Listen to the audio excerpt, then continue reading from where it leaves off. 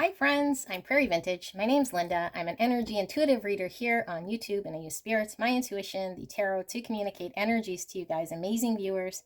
If you're new to this channel, welcome. I'm so thrilled and so thankful that you found your way to me. And if you are returning, I'm so grateful, so blessed to be doing your reading again today. You guys are all very safe and welcome in this space with me today. Today's reading certainly will not be for everyone. These are for people who believe they are potentially on a twin flame journey, have met their twin, or connected with someone on a soul level and aren't sure exactly what the hell is going on. So maybe this is new terminology for you and you're not quite sure. So we're taking a look at you and your twin energetically, where you guys are at in the journey and what's going on overall between the two of you guys in the connection. And certainly if you feel as though you aren't certain, you could still listen to this reading because there might be some clarity here for you guys. Now, I do want to just mention a couple of things here because twin flames are very controversial. And so I'm pretty fixed on my opinion based on my experience, okay, that twin flames, not everyone has a twin, nor will find their twin in their lifetime. So it is something very blessed. And it is very, very, very challenging when you're on this journey, okay? So if you have not been triggered into some sort of spiritual awakening or some sort of dark night of the soul, or triggered into an energy here that's very different than any other relationship or connection you've been in, then this most likely is going to be your twin, okay? Now, I'm not talking about a karmic relationship in which we are meant to learn a lesson, a specific sort of lesson with the person, okay? Those are very different, although they might feel as intense in regards to chemistry. But with the twin, it is more of a triggering sort of connection, bringing up all sorts of past traumas, childhood traumas, and it's like holding up a mirror to all of your shadows that you may or may not be familiar with, okay? So this might be a challenging reading because you might not be aware of some of your shadows, and we're looking at an objective view of you and your person, and see sort of what's lurking in the shadows and where you guys are at in the journey. I also want to make mention that I do not believe that twins have to physically be in contact, okay, in order to get triggered or in order to be the catalyst to be on this journey. I've read for hundreds of twin flames, and not all of them have met their twin in person, and I can also speak to that in experience, that you could certainly be triggered on this journey without physically meeting your twin flame, because energetically, energy has no form, okay? There is no time, there's no space, and energy does not care where your twin is. It will just connect and spark a trigger for this journey, okay? So I know not everyone agrees with that sort of definition, but in this day and age, we can connect with everyone around the world, right? And so back in the day, it was very difficult for one to connect with our twin who is geographically far away without any form of being able to bring into our awareness, okay? So I think that as long as the physical body, mind is triggered in any which way energetically through being aware of our twin or connecting on an energetic level to that person, then we could certainly be on the journey, okay? So like I said, I know that's controversial, and I also want to make mention that sometimes people don't like the label twin flame because it proposes a sort of narcissistic empath relationship, okay? And it certainly does feel like that at times, although I think that it is the one twin really sort of going through more of the matrix physical ascension, okay? And I don't feel that that twin, we'll call that the matrix twin, or generally it's the divine masculine twin, someone who's a narcissist out to hurt the divine feminine, okay? Not maliciously anyway, although there is a lot of pain in this journey, but I do feel it is caused by the divine masculine being in a lot of pain. So if you're in a physical, abusive relationship in which someone is causing you harm, okay, physical harm, then certainly is not what I'm talking about here. Although I cannot tell you who your twin is. Only you know who your twin is, okay? And so if that's what's going on, then who am I to say that it cannot be your twin? All right. And we might think our twin is physically harming us, but we have to dig in deep to the shadow. And in the shadow, we see where the pain is stemming from. And on this journey, we learn all about unconditional love. And so if our twin is being in an energy that's very, very difficult and painful, we have to really sit and look at where that's stemming from. Now, that doesn't mean you put up with any sort of abuse, nor does it mean you don't put boundaries, but the journey is one in which we learn and see through the conditioning, the social construct, and everything else that we were meant to believe that love should be, okay? And we really connect on a deep level, and this journey brings both you and your twin closer to God, okay? God, source. And that's what this journey does. So if you haven't been very spiritual or in tune with your divine, authentic self through being just awakened, then this journey can certainly do that for you. You might get into a whole side of you spiritually that you might have not have been aware of, and your psychic abilities might kick in. That's all the clairs, your clairaudience, clairvoyance, okay, clairsentience, whatever sort of ability that you might have suppressed or has been sort of dormant will come to the forefront, okay? And you will also be seeing a lot of signs, symbols, synchronicities, numbers, names, dreams, very intense, okay? These are all signs of the twin flame journey, and for sure the angel numbers. And sometimes it could certainly, like I said, put us in a dark night of the soul, okay? And so there is this constant sort of energy between the twins that you cannot turn off, and no matter how much you try, you cannot cut the cord between you and your twin, okay? I do believe that energetically. Also, karmically, if you're in a karmic situation, unless you learn your lesson, it is also very difficult to detach from your karmic. There is no real cord cutting, okay? Although I do believe you can detach from negative energies from your twin or negative energies from your karmic. I will be putting together a video in regards to cord cutting, okay? Any negative energy or energy that does not belong to you, we will do a session, energetic session to detach.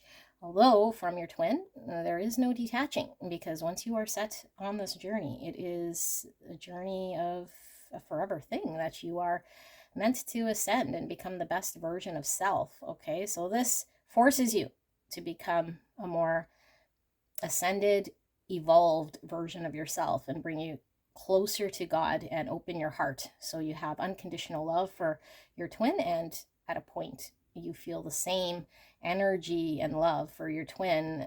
You would feel this for everyone around you, okay? Everyone, doesn't matter who. And this you'll know as your heart is open. You're now looking from heart consciousness rather than from ego consciousness, okay?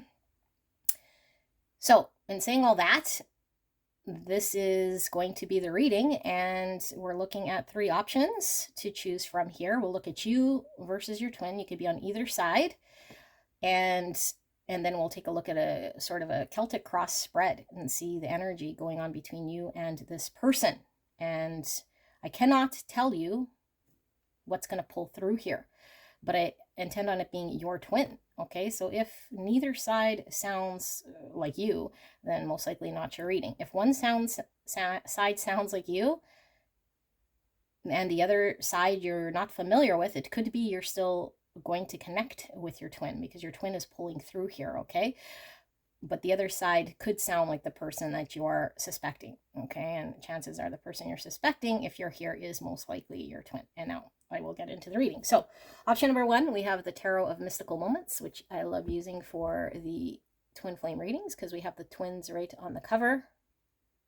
Tarot of Mystical Moments, option 1. I will put the timestamp in the description box and in the pinned comment below.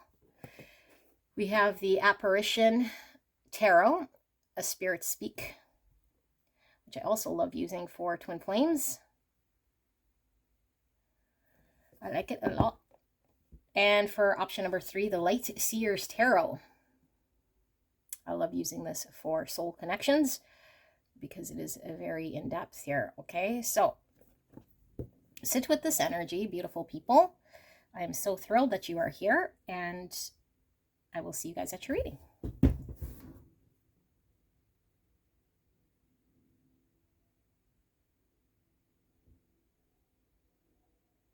Hello, my beautiful, blessed angels. You guys pick the Tarot of Mystical Moments for your pick.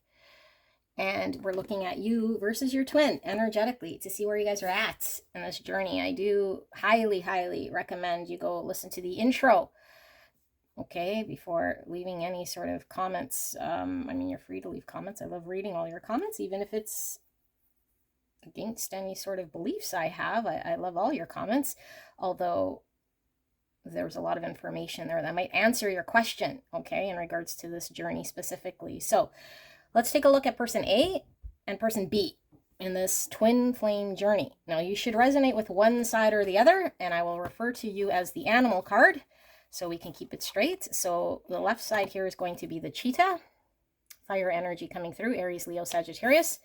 And the right side, I'm going to refer to as the fox. Okay, so earth energy, Virgo, Taurus, Capricorn.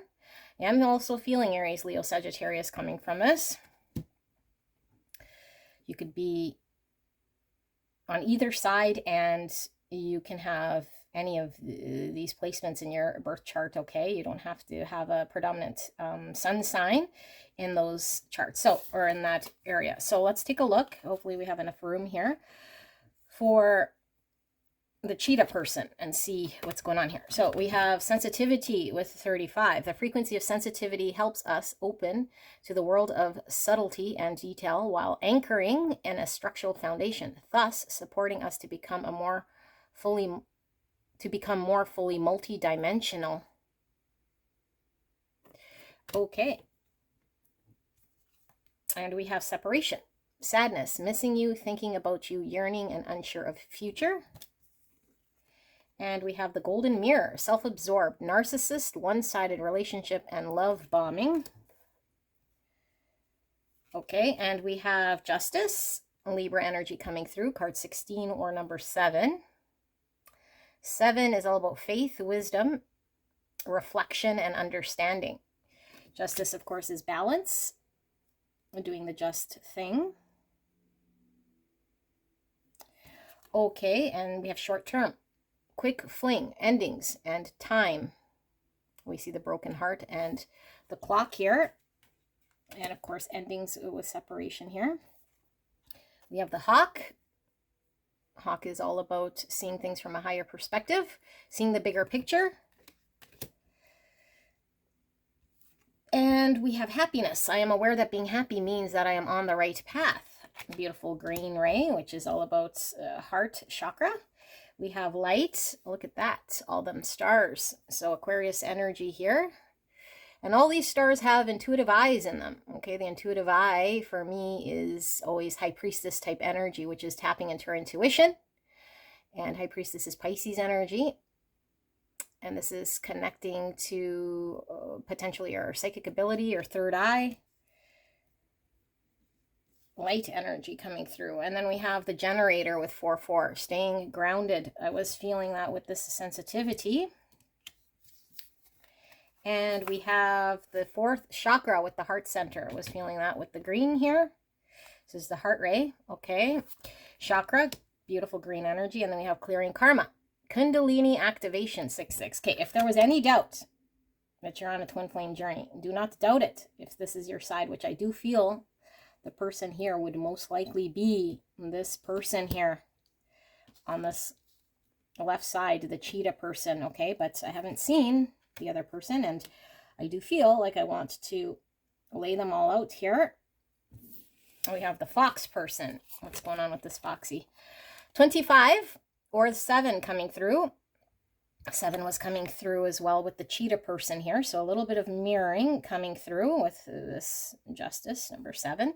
Okay, against 7 is faith, wisdom, reflection, and understanding. So integrity. The energy of integrity supports our choice to be consistently truthful and honest while being guided by high moral standards. Right beside the fox. Fox could be very cunning. Okay, very strategic, very intelligent, although sometimes the fox is deceptive. So interesting, we have that right beside integrity. All right, what should we put down here? There might be a lot of cards here. There's no, might be, there is a lot. Okay, doubt. I release the need to know all the answers. Let's skadoosh this over just a little bit. We'll know that the fox starts at the fox here, okay? Because they're going to be touching, because there's no other way for me to lay them all. And yes, I know I'm the queen of filling the thing up with cards, because that's what I do. All right, so we have the snake. Competition, enemy, clever, malicious, look over your shoulder, the other woman. Now, the snake is also very cunning, could be deception. Interesting. We have the phoenix. New phase, rekindle, renew, transformation, growth, and changed mind. Being reborn. Wow, this is massive. We have your light. Look at that with light here, okay? Ace wands, 51, or the number 6. 6 is the lovers in the tarot, choosing our destined path. We have soulmates, great connection, and relationship. And we have 2 lights here, energetically connecting to each other. Soul tie. We have porcupine. Okay, porcupine is sort of our upbringing, our ancestors, our traditions. I'm also getting quite a defensive energy here. Hurtful. Guarded. We have the swallow. And the swallow is being on a journey. The sailors would use swallows to set them off to see how close they are to shore, to land. Okay, and then we have failure. I understand that a mistake is only an opportunity to learn. I'm going to put that right here. Hopefully you guys can still see. We have rest with all the beautiful stars, and you could see this intuitive eye is closed, or it's an eye. I'm taking it as intuitive eye. Okay, this intuitive eye is open. This person's awakened. Okay, this person here is most likely the divine masculine twin, or matrixy twin. Doesn't have to be a male, okay? Doesn't have to be. It's divine masculine and feminine. We all have feminine, masculine energy. 1111, compassion, higher heart opening. Yes. And we have the master alchemist with 5-5, violet flame activation. This is totally shedding all the things here that have been sort of blocking us. And we have balance. Beautiful purple energy coming through, crown chakra. Okay, so let me see that we're all in frame.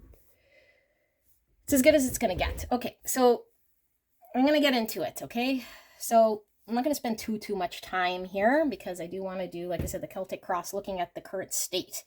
But this is more so that you know whether this person's your twin. I do 100% feel like this person here, if you're resonating, like this sounding like your person, that this person is for sure your twin. You've been awakened, okay? I feel like your heart chakra is opening, has already opened. You're in touch with your intuitive abilities, so you might be really tapped into the divine here, okay? Seeing synchronicity, signs, symbols, dreams, really connecting with your psychic abilities. And I do feel like at this point in time, you're probably feeling a little discombobulated, is what I feel like. Things are moving fast for you potentially, and I do feel like you have suffered in this connection with this person, because this person has pulled away, or has, I don't know if you're an on again, off again period, because with twins we're usually on, off, on, off, on, off, and that's how it cyclically goes. Okay, until we sort of learn lessons we need to learn, then we're back on, and then we're off again and on again, and so on and so forth. Okay, so I feel like there has been a massive sort of separation, at least an initial one here with you and this person. But I feel like for this group, there's been for sure an on again, off again, on again, off again. Okay, because I do feel as though the cheetah person has been triggered by being detached from the fox. And so this has forced the cheetah person to find happiness within themselves, to look at their heart, to really sort of ascend, which is finding the best version of self, void of this fox person. Okay, so when we love and we're not awakened, we sort of have some sort of like Hollywood love, okay, which is very surface. It's like, what happiness can I find in this person? What sort of what's in it for me, you know, like what's this balanced sort of relationship that I have going on with this person is kind of how we seek out a partner, right? And we feel love, although the love is very different from when our heart chakra is open. This is an unconditional love that we would feel for a child, even if our child is completely out of control. So I feel like you have a lot of love for your out of control person here, which I feel is out of control, which I won't get into just yet. And it probably infuriates you in some way here. You don't understand it, because this person has not potentially respected you. This person could have lied to you. This person could have treated you in a way where you're not wanting to put up with this, okay? So as we learn about self, we learn what is fair for us. We learn about boundaries. We learn about how to make ourselves happy. We think about our future, and we need to deal with our energy in the moment. And so I feel like being in the moment allows us to see things from a different perspective. It's like, we can now see ourselves, kind of differently from different eyes, from the heart center. And so there has been a Kundalini activation here, which is a little different than a spiritual awakening. And this is energy rising, okay, from the serpents, which is caused by this twin flame connection. And as we go through the Kundalini, there's many different sort of things we can experience, and everyone experiences it different, but it's very physical. So I feel like one energy coming through is you needing to stay grounded, tapping into your psychic ability, feeling very spacey, and potentially very tired. And also there is this divine timing in play here that is completely out of your control, okay? And this is when your twin will connect with you, and you just feel like you're really out of control of your own sort of destined future. You feel like you have no control, like the universe kind of is taking the wheel. You're not quite sure what's going on. You feel heartbroken. You're separated from your twin. You're taking a look at yourself. And I do feel with the sensitivity here, it's like things that maybe weren't impacting you so much are now impacting you. Like you're really sitting with truths here, and you're seeing it maybe for the first time of who you are, and trying to reconcile certain parts of yourself, find balance within self. And you're trying to figure out, like, are you supposed to separate completely from your twin and be on a sort of a forward journey of finding self and getting balanced? And you're not quite sure. You could be going back and forth, but you certainly don't like the energy you're in. It's hurtful, and you're not sure if this person is being selfish. Is this person a narcissist? Is this person just trying to use you, or are they just coming in to sort of get what they want here? And so I feel like this person triggers you, and always comes in to trigger you in some way here. So it's like causing more damage than good in your mind, because you're not seeing yet the benefits of this connection at all, and because you're still clearing out your karmas. The Kundalini still rising. You're still tapping into your psychic abilities, and yeah, so you're trying to just get grounded. And I do feel as though you feel maybe right now in this state, which we'll see with the tarot, like just turning it off. Like you just want to run away, you want to detach here, but things with this fox person just kind of happened. Okay, you can flip energy. Now, this fox person. This fox person has been deceitful, but I feel like the deceit is self-sabotaging. Okay, now, for some of you guys, this person could certainly have been in a third-party connection.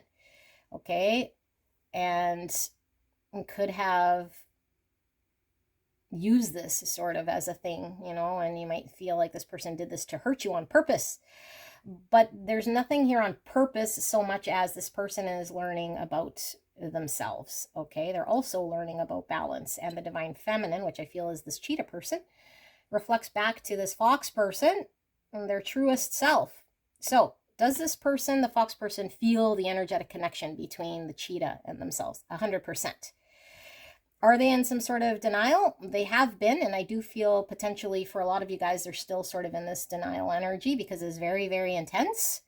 This person feels like they have failed, the cheetah person, but they also feel like a failure potentially in connection. They are very defensive. There's a lot of things they've done here that they aren't proud of, that they're having to sort of shed on this journey, okay? Like friends, actions, all this type of stuff. Are they awakened? I think they're still awake, or I think they're asleep. They're asleep here. They're still in matrix. And because, as we know on the twin flame journey, as the divine feminine leads the upper 3 chakras, okay, which is the crown, the third eye, and the throat chakra, she ascends in these areas, and then it triggers the fox divine masculine person to deal with what's going on in the lower 3 chakras, which is the root chakra, the sacral, and the solar plexus. And then they meet in the 4th chakra through Kundalini. Okay, the energy rising, meeting in the heart, because the heart center is the neutral place. Okay, it's the neutral place between the upper 3 and the lower 3. And when both twins are meeting in the heart chakra, they know that they come into union. Okay, they're both loving from a heart place center. So this fox is being reborn. And how they're reborn is they have to burn everything to the ground. You know, and this is very, very, very painful. And so with the cheetah person, this is an energetic sort of thing happening with her connecting to source, her psychic ability. It is very sort of ethereal type energy and ascension, whereas the fox is very much more matrixy here. This is why this fox is still asleep. Okay, and sometimes divine masculine, it might not fully tap into some sort of psychic ability, but certainly once the divine masculine gets to the heart chakra is awakened. Okay, awakened to their purpose and could see sort of the ways about themselves in which they carried that might sabotage themselves in relationship or just in life in general. So this person has a lot of burning to do with the violet flame activation in this phoenix. Okay, so this is like, were they intending on lying to you to hurt you? No, I feel like the divine, okay, the divine puts you in contact with your twin here, and this is all about mirroring back to each other to bring out the best version of self, you know. And yes, it's painful here with the cheetah, and we're not saying that you must, you know, go through supporting this fox in any way of treating you in an unjust way. But what I am saying is that when we are on this journey, we've chosen, okay, in a past life to connect with our twin, and we've always been connected with our twin, but which lifetime to do these lessons so we can get closer to God. Okay, so as the cheetah person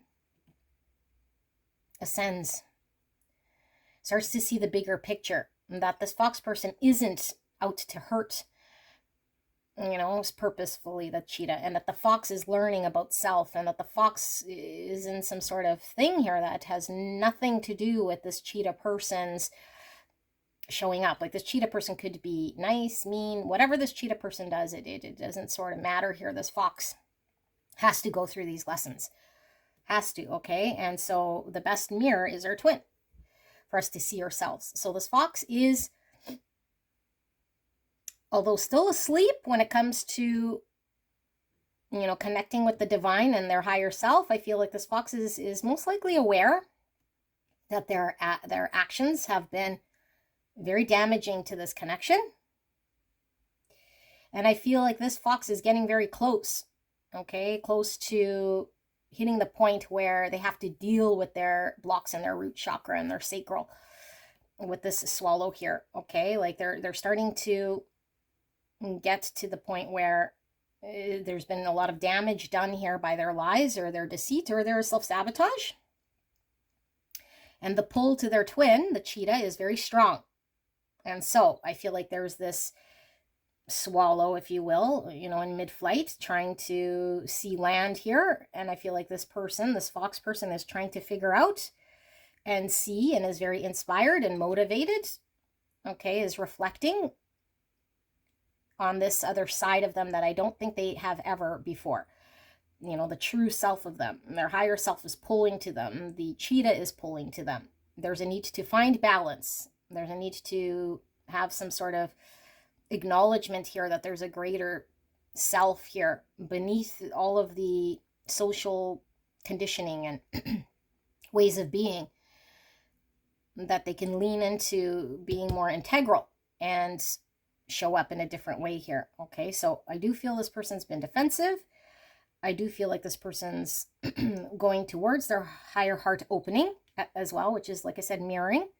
Okay, but it starts in the root, and the root is all about needing to feel safe. This is where we house addictions, you know, and we are kind of reactive, and we have base impulses like third parties and sex and drugs and rock and roll. Okay, so that's what this person is sort of learning to release and learning to transform, and really tapping into an understanding here with this changed mind and growth, because I feel like they've been of the mind of this sort of energy for some time and been really triggered here by this cheetah person in this connection. That's lit a spark under their butt, okay, that the phoenix now needs to completely shed everything so that it can rise into this beautiful sort of divine masculine energy here, okay? But I feel like what's coming through as well is this fox person has a very, very bright future here. I don't think the fox sees it, because I think they feel victim to the fact that their actions have really sort of screwed them over with this self-sabotage of things they probably can't undo between you and them. And so when the cheetah learns about unconditional love and forgiveness, and I'm not saying you have to forgive this person, okay, and I'm talking about spiritual connection here, in which we learn how to forgive as Jesus would. Forgive them, for they don't know the error of their ways, okay, type of love. Now, this doesn't mean you have to welcome them into your sexually in any sort of way, okay? This just means learning about unconditional love for another, regardless, okay, as we would our child, and carrying this sort of heart-based consciousness throughout our life towards everyone and everything, regardless, because Jesus does not say, I only love certain people here who do this, that, and the other, right? It's an open heart consciousness love that we feel, and only the divine, only God can pass judgment, okay? So this is what this cheetah person is coming into learning, but there's still some clearing of karmas, because there's still some parts of themselves they're having to reconcile. So I feel like the divine is really working with both of these people in different ways, although there is a lot of mirroring. So let's take a look at the tarot. And I think I used the big tarot, so I don't know how we're going to get the Celtic cross on here. I sure hope we can, because that is my intention. I will most likely have to move these down. Okay. So, you guys picked the Tarot of the Mystical Moments, and we're doing a Celtic cross to see what is currently sort of going on here. We could get some more information from Spirit. Clear and concise message for beautiful pile number 1, Spirit, in regards to this twin flame journey that pile 1 is on with their person. Can we get more information kindly? Please protect me and the viewer as I channel this message for the greatest and highest good of beautiful pile number 1. Thank you so much, pile 1, for allowing me to tap into your energy. and the energy around you at this time. I'm truly blessed. Thank you so, so much. So I'll lay the cards out.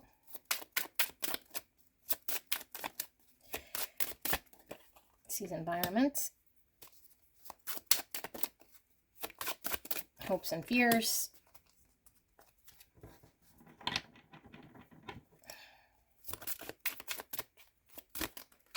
Outcome. And the bottom of the deck. Okay. 8 Wands. And look at this 8 Wands. She has all these umbrellas and it looks like she's going up.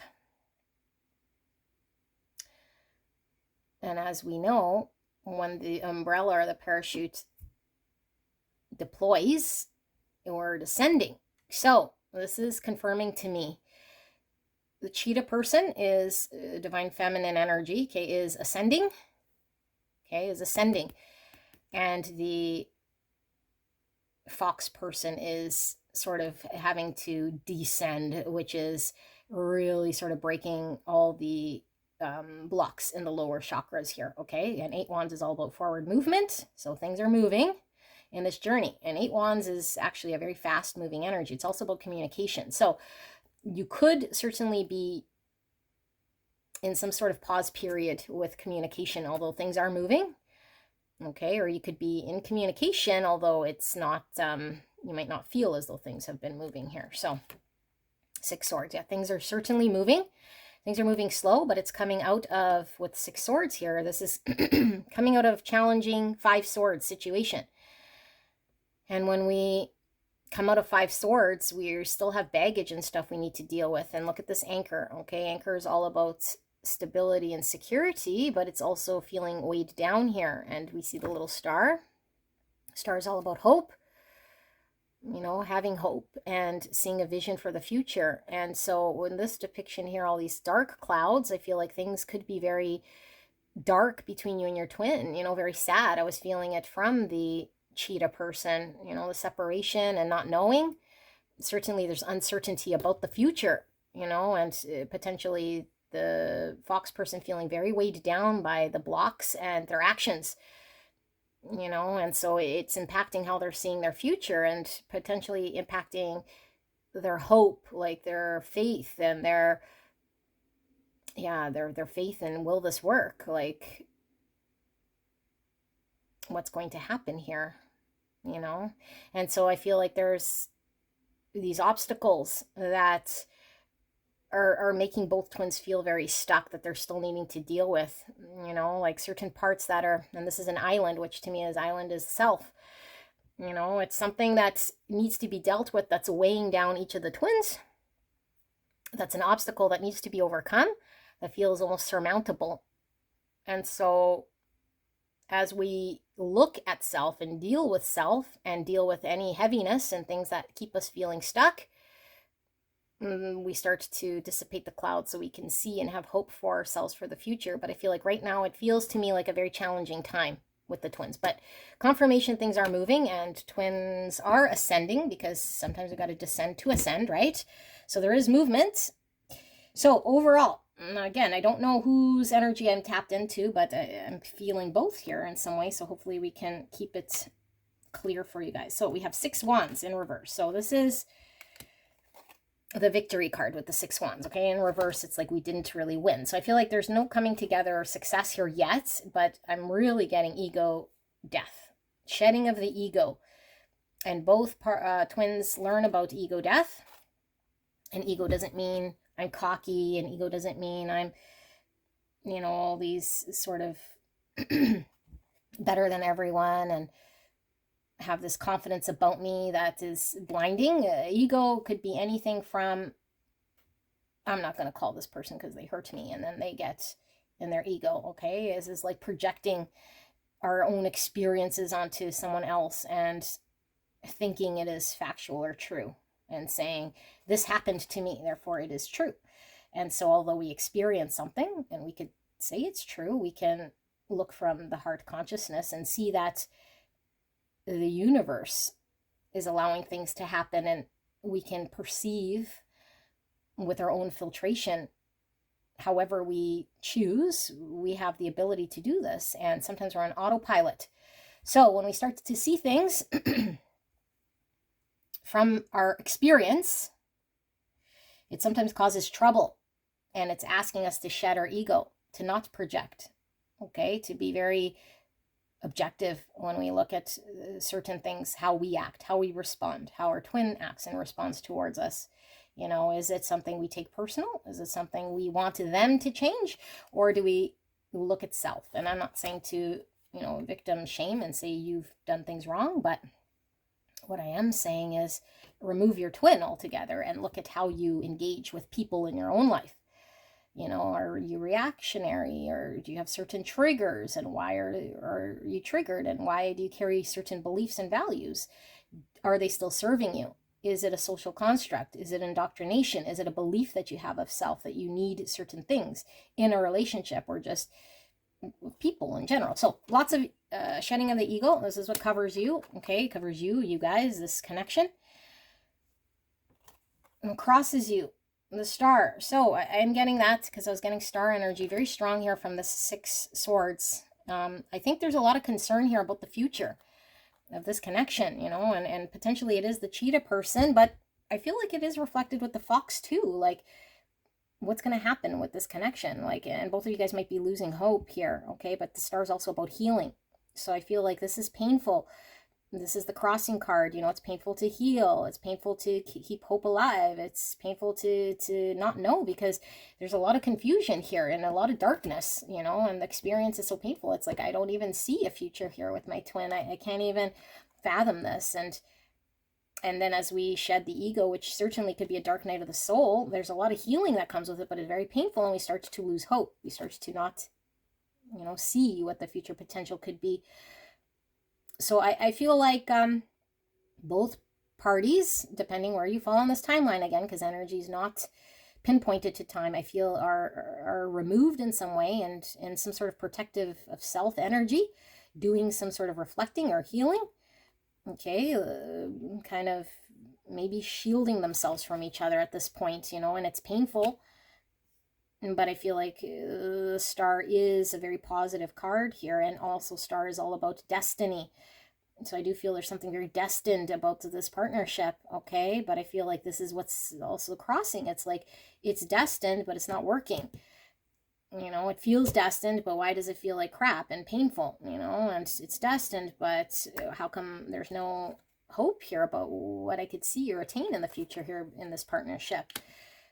You know, and this is because this journey is all about self, okay? It is about self, because once we learn to deal with all the things that have had us stuck in the matrix, had us in ego, we start to free ourselves, and we start to work with the universe towards our destined path. And this is where true healing happens. Now, I don't feel or believe that we need to heal all of our traumas in order to come into union with our twin. But we need to do the steps, okay? And as we ascend, we come together with our twin. And with our twin, it's always being on our toes, because we could fall back into ego at any point and be unaware and be on autopilot again. So it's like being present, being conscious, okay? And we only need to be 51% in our heart, okay? 51% in our heart in order for us to sort of be there and be awakened. Obviously, I mean, the more we are in heart consciousness, the better, but we just need more, proportionately more heart-based consciousness in order for us to be present and ascended in some way here, okay? So let's look at sort of the energy below you, or this sort of subconscious energy sitting with the twins. We have the Page of Pentacles in reverse. Yeah, it's like an opportunity that didn't get fulfilled. It's unreliable sort of energy with Page of Pentacles, you know. I feel the fox has been immature with the page energy. So might have not communicated what they want to manifest. Nothing really, again, no success, no manifestation, a potential that didn't get realized. And so I see all the white here, which is all about purity, and I feel like both twins are purifying themselves before they can manifest something and open up this opportunity to grow something here. But I feel like it has been blocked here. And I feel like this is also why there is this sort of lack of hope, is like I haven't seen any sort of manifestation here, and why this is happening is because both twins are needing to purify themselves. Okay, I know you don't have to become super angelic in any sort of way, but the purification is the shedding of the ego, so we could see our truest self from non-objective, from our own, like not from our objective eyes, but from like this non-objective sort of energy that is not tied into any of our experiences. And I feel both twins are doing this. Okay, so in the subconscious, we have healing that's being done. And the reason we cannot manifest in the practical world here, or there's blocks, is because the healing is still in progress. Yeah, healing is underway at this time, very strong here. Okay, in the past, Ace of Swords. So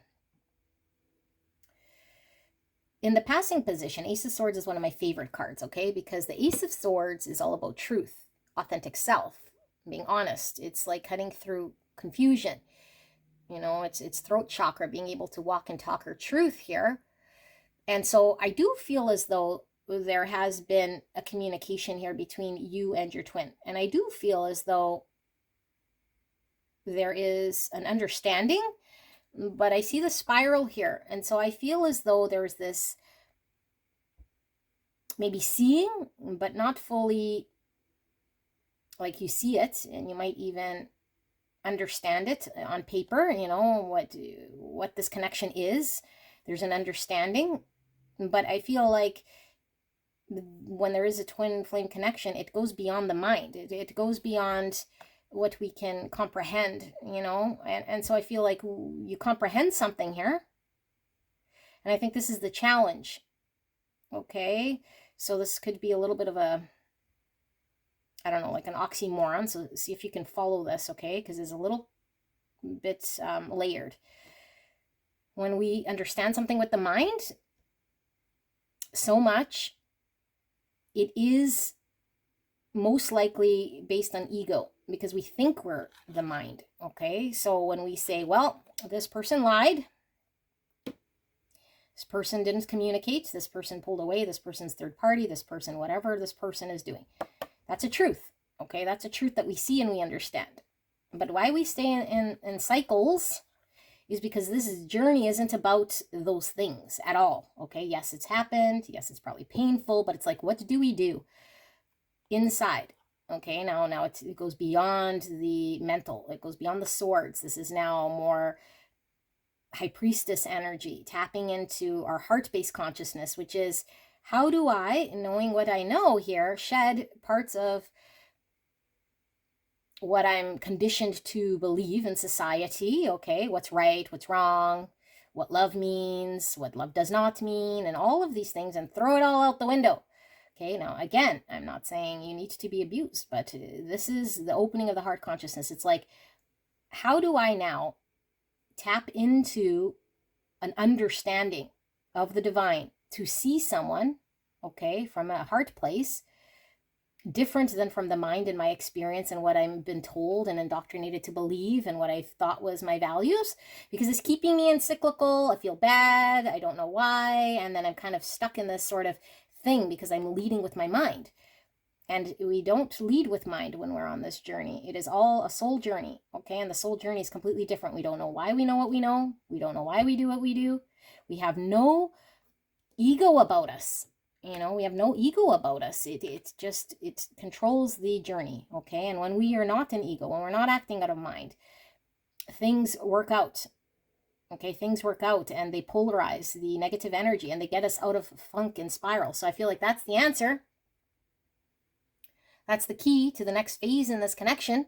So what's in the past here? You in your mind about what is right, what is wrong, what they did, what they said, what they should do, and using your mind about it, okay? Now, I'm not saying be stupid about it, but this is how you become very aware and present, with your intuitive eyes, and you see, what is my mind making of this story?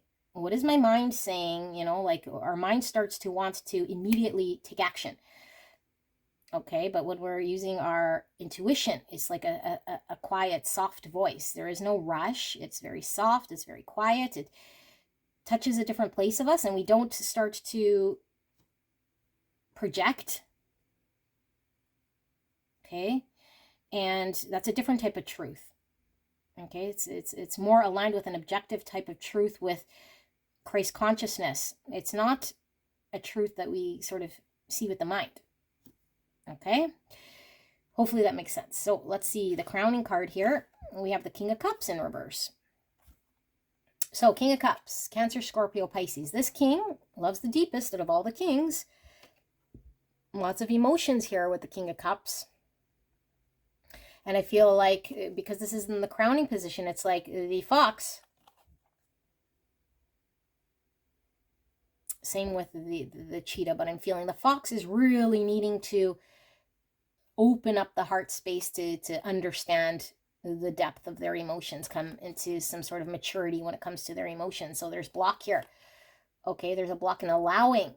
Although there is love here, it's like there's the block is until we, you know, do the phoenix thing and unravel all the things that have us blocked, keep us from being open to love, you know, being open to feel what we feel, because we run, we avoid, we lie, we distract, we do things to sabotage, and so we can't fully allow ourselves to feel here. Okay, and so I feel like the cheetah person might have sensed some sort of love, although I feel like it isn't, again, it's mind love.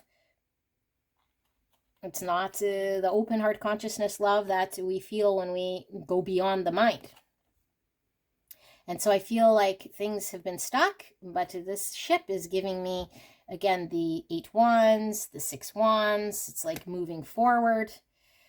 Okay, it's about coming together, and I feel like things here can only start to move once we start thinking with our heart and not our mind. And because the cheetah is leading this journey, as long as she's stuck making up stories, even though they might be true on paper, okay, and I know this isn't for everyone, okay, I'm only doing this reading if you're connecting on a spiritual level. As long as she intuitively then starts to understand the difference between mind speak, ego, projection, and heart consciousness, and then things start to sort of move, and the heart opening here, okay, and then there's a closer together, because then the fox starts to follow, but there's a block here. Okay, so what do we have? Immediate future, 9 swords in reverse. Look at all these eyes. Both of you guys got eyes. I feel like there is a dark night of the soul with the 9 of swords, but I feel like this immediately sort of before you, energetically here, it's like understanding our anxieties, understanding where we're stuck, trapped in mind. Okay, this is the mind, like I was talking about, 9 of swords. It's the mental prison. You know, we start replaying things, and they said this and they did that, and then we start to really play out the story in our mind, and it keeps us stuck. Okay, and then we're kind of seeing things from the mind base, when it's like intuitively we're supposed to be tapping into our heart from a high priestess perspective and intuitive knowing. And so I feel like there, because this is in reverse, it's like finally coming out of any sort of prison, okay, any anxiety we might have felt. So I feel like you're coming out of it, because I do feel there's an ego death, a dark night of the soul here with the 6 wands in reverse, and then 9 swords in reverse. This to me is dark night of the soul. So this is a pretty painful sort of time, I feel, for you. If I feel I'm reading for the cheetah person, but also for the fox person, it's painful here, okay, because it is mirrored. But I like seeing 9 swords in reverse, because it's like the anxiety here, you know, is a lot worse than the reality of the situation, and we can always have the key to get out of our mind, but we don't realize we're in our mind. We don't realize until we become very present. Okay, which I feel you sort of come out of this, and I did feel you're coming into your intuitive knowing, you know, and your psychic ability, your third eye. I see all these eyes, seeing things from a different sort of way. Okay, now this is more of a far future card. We have the Hermit. Hermit, all about introspection, okay? And this is all about the self. So, like I said, this journey is about self. So this 9 swords is more of the external, what they said, what they did, what has happened, mind, mind, mind. And then when we do hermit, which is this major arcana, okay, and the major arcana is the universe, okay? This is the universe now really working with us to go in self, all about self. And it's like, who am I? And what drives me? And what do I value? And what do I feel? And what do I want? And she's sitting on a lighthouse because she's getting very clear and she's getting enlightened, working with the divine. So you're coming out of this, what is my twin doing and how it has happened here, to this more healing sort of energy of what do I want, and really reflecting on self and how you can make yourself happy and how you can lead yourself towards whatever next path is for you, okay? Despite whatever this fox person does. And I see 2 ships now, and look at that, coming together. Okay, which I was saying, this is stuck until we open up the heart consciousness, get out of the mind. Stuck, stuck, stuck. What did they say? What did they do? What are they doing? Why did they treat me like that? Blah, blah, blah. And then once cheetah person in the lead of this spiritual connection sits there and really gets honest about self. You know, am I projecting? What do I want? Why did I say what I say? And looking at self here, okay? Everyday actions are the catalysts here to really seeing self, like seeing how we are and how we engage and really sitting with that, okay? This isn't sitting and ruminating about what could be and what hasn't happened and what the twin did. This is more about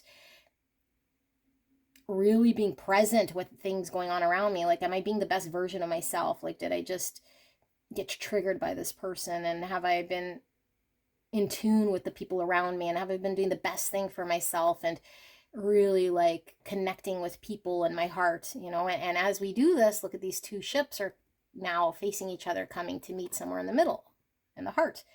Okay, so this is a little further out because we got to get out of our mind here.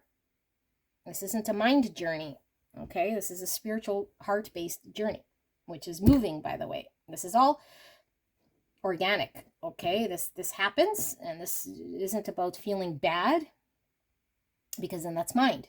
If we say, I'm not doing anything right here, that's us judging. So we have to accept what we've done, okay? And we have to accept that we don't know what we don't know. And then we have to every time catch yourself. Okay, catch yourself when we can. Am I being present? Am I being present with my heart? Or am I in my thought? Is my belief stemmed from an experience and my filtration system of how I've always seen things? Is it on autopilot? Or can I stop it and say, is this true? How I'm feeling and thinking in this moment right now? Or is this just a thought that I'm believing to be true? Okay, and as we do this more and more, we start to shift energy. And I feel like you don't have to reach a point of complete enlightenment. I feel like once you start to understand this concept, then we start to have movement towards each other. Okay, union. But it should not be about union. This should be about self-ascension, self-discovery, and being enlightened, best version of self. So this is the self card, and we have 7 of Swords in reverse. So what is this about? This is about us being completely out in the open when it's in the 7 Swords reverse. You know, where there was deception, where there was shadow, where we were self-sabotaging. And we could say, well, the twins self-sabotages because they were doing things, right? Deceptive things, blah, blah, blah. We also self-sabotage because we start to project. And we also have parts of ourself in the shadow, in the ego that we're shedding, that once we're honest about it, you know, and say, yeah, you know, I was driven by my intentions was to try to attain this fox person, you know, or I had a vision of what I wanted with the fox person. This is 7 Swords. Okay. And so when we get out of 7 Swords, it's like, I want the best for this fox person, even if it is third party. I want the best for me. You know, I want to be honest that I have been projecting, that I might have said certain things here because I was trying to have my will, you know, have my will with the universe here. The universe knows. And the universe is saying we need to be honest with ourselves and shed ego and everything that's suppressed here as something that causes us to sabotage becomes aware, like we're honest about it, you know, but it's about self. It's not about how did the other person deceive. It's how can I catch these things where I self-sabotage, where I'm not being completely honest, you know, with what it is that my intentions are, my ego desires, or what I'm willing it to be, you know, not about this person. Both of you guys coming out of this, and this is your fox person coming out of deception, you know, not lying, not making up stories, not being cruel, and doing what your fox person has been doing. Okay, coming out of that. That's all about the self. Both of you guys. Okay, now this is the environment, C's environment. We have the sun, and it is in reverse. Okay, and so the sun to me is always a positive card, and it highlights all the positivity around it and kind of waters down a lot of the negativity. Okay, because the sun is the most powerful card here for me when I pull it. Now this sun is in reverse, which for me is pretty much saying this exact thing. Ego. Okay, we're shedding ego, and it is an environment, because I feel as though you are shedding ego, and what covers you, and also your person is shedding ego. Why? Because we are waiting for the sun to rise, enlightenment, seeing the truth, source, becoming very present, conscious, you know, finding joy, bliss, satori, finding the love here that could be experienced between you guys, and actually seeing it and seeing yourself with truthful eyes rather than 7 swords. Okay, so the sun hasn't risen yet because we're still shedding ego. We're still needing to see, but I feel like it is coming. Okay, you cannot stop the sun from rising, and this is being enlightened, being healed. We have the sun and the star. Okay, so healing's taking place, although like right now I feel like there's a lot of need to shed ego, and ego is stories we tell ourselves in our mind, beliefs we carry, judgments we make about other people and our twin, okay, about ourselves. We need to drop that. Okay, so now let's look at hopes and fears. 4 wands. What do you know? We want to come together. We want to have union. This is my twin flame card. 1111, okay? Coming together, marriage, union, stability, or soul tribe. This is like us being on this sort of path of like building our future here together. And I feel like you want this. But this is also in the hopes and fears, because I feel like we're not sure. We don't see how we can get there, you know, like we fear not coming into union. We fear not being with the one we love. We fear we can't find happiness and union and stability or commitment here and build something. Okay, I feel like you feel this is not possible. And I feel like your twin also wants union here, okay, with this hopes and fears coming together. But I feel like they don't know how. And the only way to do this is once we start to go through the process of shedding ego and understand we're in mind, because we're becoming very conscious and aware. So this is in the hopes and fears, okay? And I do feel as though both of you guys are wanting to come together here, but there needs to be self-discovery, self-reflection, and sometimes this how only happens when we're removed, when we're in a period of separation, okay? Virgo energy here. And we have Aquarius and Leo, and Cancer, Scorpio, Pisces, like I said. Okay, so let's take a look at the outcome. We have 8 Pentacles. Look at that, you guys. 8 Pentacles outcome. This is the most dedicated card in the tarot. Okay, this is putting in the time, the energy, the effort, the work, pride in what we do here, and to do it right, you know, to be engaged, to work. And I feel like this is working on self, working on our transformation. Look at all these butterflies. Working on liberating ourselves. Butterfly is all about freedom, you know, and we can't be free when we're in the mind. We can't be free when we're attached to someone else, or how someone else engages with us, or how someone else shows up, or what someone else did with us. And once we start to transform, it's like we depend on ourselves to liberate ourselves from any sort of construct of the mind here. Okay, so this is all about the transformation that happens and us putting in this energy. So we have to be very present. Where are we engaged our energy? You know, like look at your intention. You know, it should certainly be an action of self. Like, where could I have been more present in that moment? What could I have understood about how I was in that moment, you know, and not beating ourselves up or making us feel like bad for anything other than being very aware, you know, and then putting in that conscious energy and effort into self. Like she's painting her own butterfly. She's putting energy into her own transformation, you know. So I feel like you do this and your twin does this as well, because nobody wants to say, hey, I want to be unhappy and I want to be deceitful and someone who treats me well and loves me, and I want to just, you know, make them feel like shit and keep doing this thing and make me look like an asshole and do all that because that's how I am. Like, no one really says this, okay? There's something underlying. This person's needing to work on self and transform. And so I feel like the transformation starts again with the cheetah person. So let's look at some advice,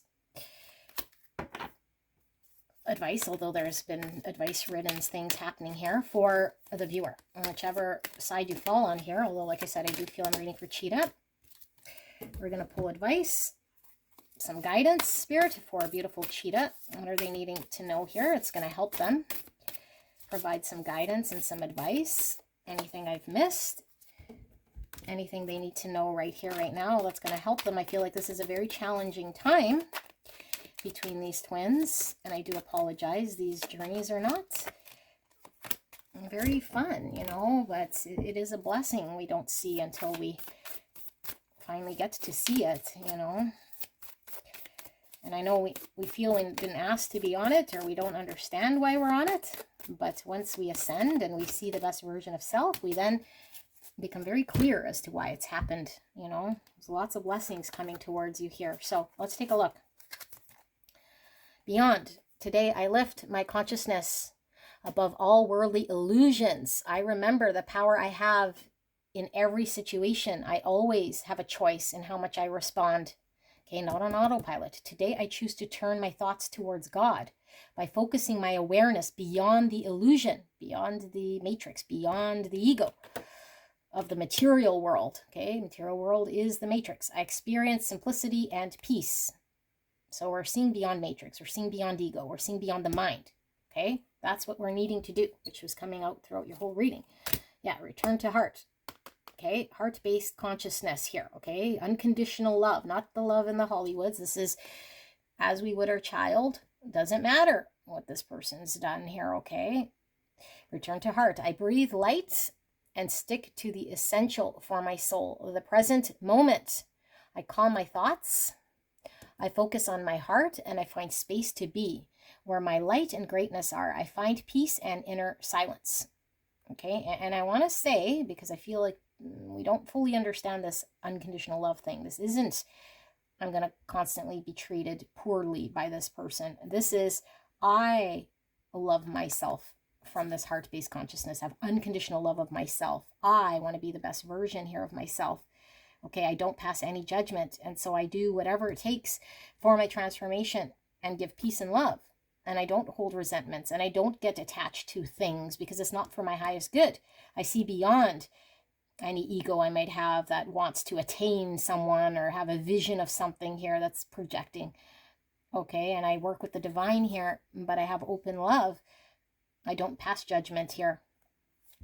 So surrender the habit of people pleasing. Speak your needs and be true to yourself. Yes, self-love. Focus on your own happiness instead of always trying to make everyone else happy. I feel like there's a lot of attaching to what the fox did, you know, and it's like trying to get the fox to do something or be someone or make the fox like us or whatever. And we cannot do this because, like I said, this cheetah could do anything and the fox would have to still go through the process of healing and shedding ego. So this is, never mind what everyone else is doing. Okay, or like blaming other people, judging what situations. This is us finding our strength and finding that we can make ourselves happy despite of whatever is going on out there. We can focus on ourselves. We can put the energy in our transformation of how we see and engage and take things in. We could either be triggered, project, okay, and say, well, it makes sense in the mind and stay there stuck doing circles. Or we could say, I understand why that would hurt me. I understand that experience has hurt me. And I understand it might still keep hurting me. But there's something beyond this that I could connect with so I can be happy and free. you know, of feeling pain here. That maybe other people aren't trying to hurt me and cause me pain. And maybe I do have control over how I internalize this. Maybe I don't have to feel so bad about and ruminate for hours about what they said and did here. I have the control to do this. And when this thought comes in, I'm very present with it. I'm present with how I'm treating myself. I'm present with the amount of energy, mental energy I'm expending, you know. Moth spirit, surrender now, 39. And what do we know about the twin flame journey? It's all about surrendering, okay? And moths are attracted to the light. I feel like there's an ascension here, you coming into the light, okay? The best version of self, getting closer to God, okay? That's what this journey is. And we become the best version of ourselves when we act in the way love wants us to act, you know? It's out of ego that we get stuck in certain ways of being that causes pain. And so when we are in love only, you know, and this isn't just, oh, just love everything and peace and love. This is, you know, really passionate about spreading love and awareness with the divine, you know, like really having the need to love everything and everyone and connect on a soul level, you know, and surrender to this energy rather than fight and resist, you know, because it's been potentially lifetimes of us being in ego. And so when we surrender, it's quite powerful here, okay? So I feel like the divine wants you to surrender. You are ascending. Surrender to this heart energy. So this is what I have in pile number 1. That was quite the reading. I hope this resonated for you. Let me know in the comments, and I will see you soon. Bye-bye. Hello, gorgeous angels. You guys picked the Apparition Tarot, and I love using these for twin flame readings. I do ask that you go listen to the intro, okay? Because there's lots of information there. So before you maybe make an assumption, you might want to go listen to that intro, which might answer some of your questions. So I am doing a twin flame reading, okay? And you might not know whether you're on the twin flame journey or not. So this could be confirmation for you. And I will be looking at a you versus your twin. So could this be the person, you know, on your mind? I don't know. Like one side should resonate as you and the other should resonate as that person. If it's not, then it could potentially be your twin that maybe you haven't connected with yet, but we will read whatever kind of pulls through here, and then we'll take a look at the overall sort of situation going on between you and this twin. I cannot tell you. You know, no one can tell you who your twin is. That's something you come to understand on your journey. Although I feel if you're here, you probably suspect that this person is most likely your twin, okay? And like I mentioned, unless you have a grand sort of spiritual awakening or some major sort of shift in your energy connecting you to the divine, you might not be on a twin flame journey, because that is something that triggers within us. Okay, so don't know what side you're falling on, but let's take a look at person A, person B. Actually, we'll call person on the left the buffalo person, Earth energy, Virgo, Taurus, Capricorn. It's enough to be their sun, moon, or rising, although it is the energy encompassing this person, buffalo. Okay, and we'll call the person on the left here the Scorpion person, which could be Scorpio energy. Okay, although Scorpion here is fire, Aries, Leo, Sag. So let's take a look and see what comes through, first of all, with these twins. So for Buffalo person, we have the 6th chakra. Oh my goodness. The energy of the 3rd eye chakra supports our inner sight and intuitive abilities. Very interesting. Very, very interesting. This is us coming into contact with our psychic ability, you know, which happens during the twin flame journey. Very strong energy I'm feeling here with the purples, okay? Intuitive energy coming through, very strong. Okay, we have girl with snake, empath and narcissist, paradigm, being charmed or used, enable, and boundaries. Okay. And we have sunglasses, watching, looking, stalking, gaslighting, perception, and focusing out. We have dream travel, 52. Oh my goodness, with the purple here, you guys are really tapped into some energy here. 52, or number 7 with dream travel. Wowzers. I say you. Oh my God, you guys, I don't look at these. Twin flame. Oh my goodness. Spiritual alignment, effortless and karmic. Yeah, I don't pull these at all. This energy is really strong. Wowzers. And I say you, I do feel this is you. But you could be on either side here, okay? So buffalo person, frog, clearing out the clutter and things in our life. With the frog energy. Guilt, I release any beliefs that no longer assist in my soul's growth. Wow, wow, wow, wow, wow, wow. And we have choice. Look at that. Lots of star energy, Aquarius energy. And we have 3-3, increase your frequency, higher conscious awareness. Yes, higher conscious awareness is right. And we have 6-6, beyond illusion, change your perception. And finally, we have action with this tree card. Okay, I don't know where to put it because I want room for... I don't necessarily think you could see that there. Okay. So, let's look at the Scorpion person, okay? Grace, 24. The frequency of grace supports our smooth adaptation. That's my email. To the anticipation of life's currents and changes as we evolve towards a higher version of ourselves on this earthly plane, bridging the divine with the human essence. My goodness. So 6 is the lovers in the tarot. 6 is also the devil in the tarot. Things that bind us. So we have the sword and rose, clarity, truth, revelation, solidarity, force, honor, protection, and power. And we have kisses, unconditionally loving, giving, and receiving affection, falling in love. Ooh, wowzers. And we have the Heart Eater, 13. 13 is the death card in the tarot. Strong Scorpio energy coming through. The death card's all about transformation. And we have young male, sporty, cars, and youthful. Okay, I'm getting divine masculine here, not yet ascended.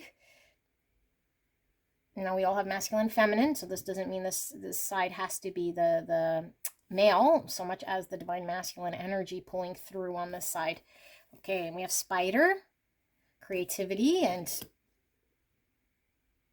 I feel there is something here that's this person might be focused on creating or building in their life right now. Okay, purpose. I know what I am here to do. Yeah, they're focused on something that they're creating here. Okay, change. Look at that. Spirally sort of cyclical thing here, like a whirlwind and arrows, change. And we have clear energy blocks, activating the higher chakras. Ooh, all right.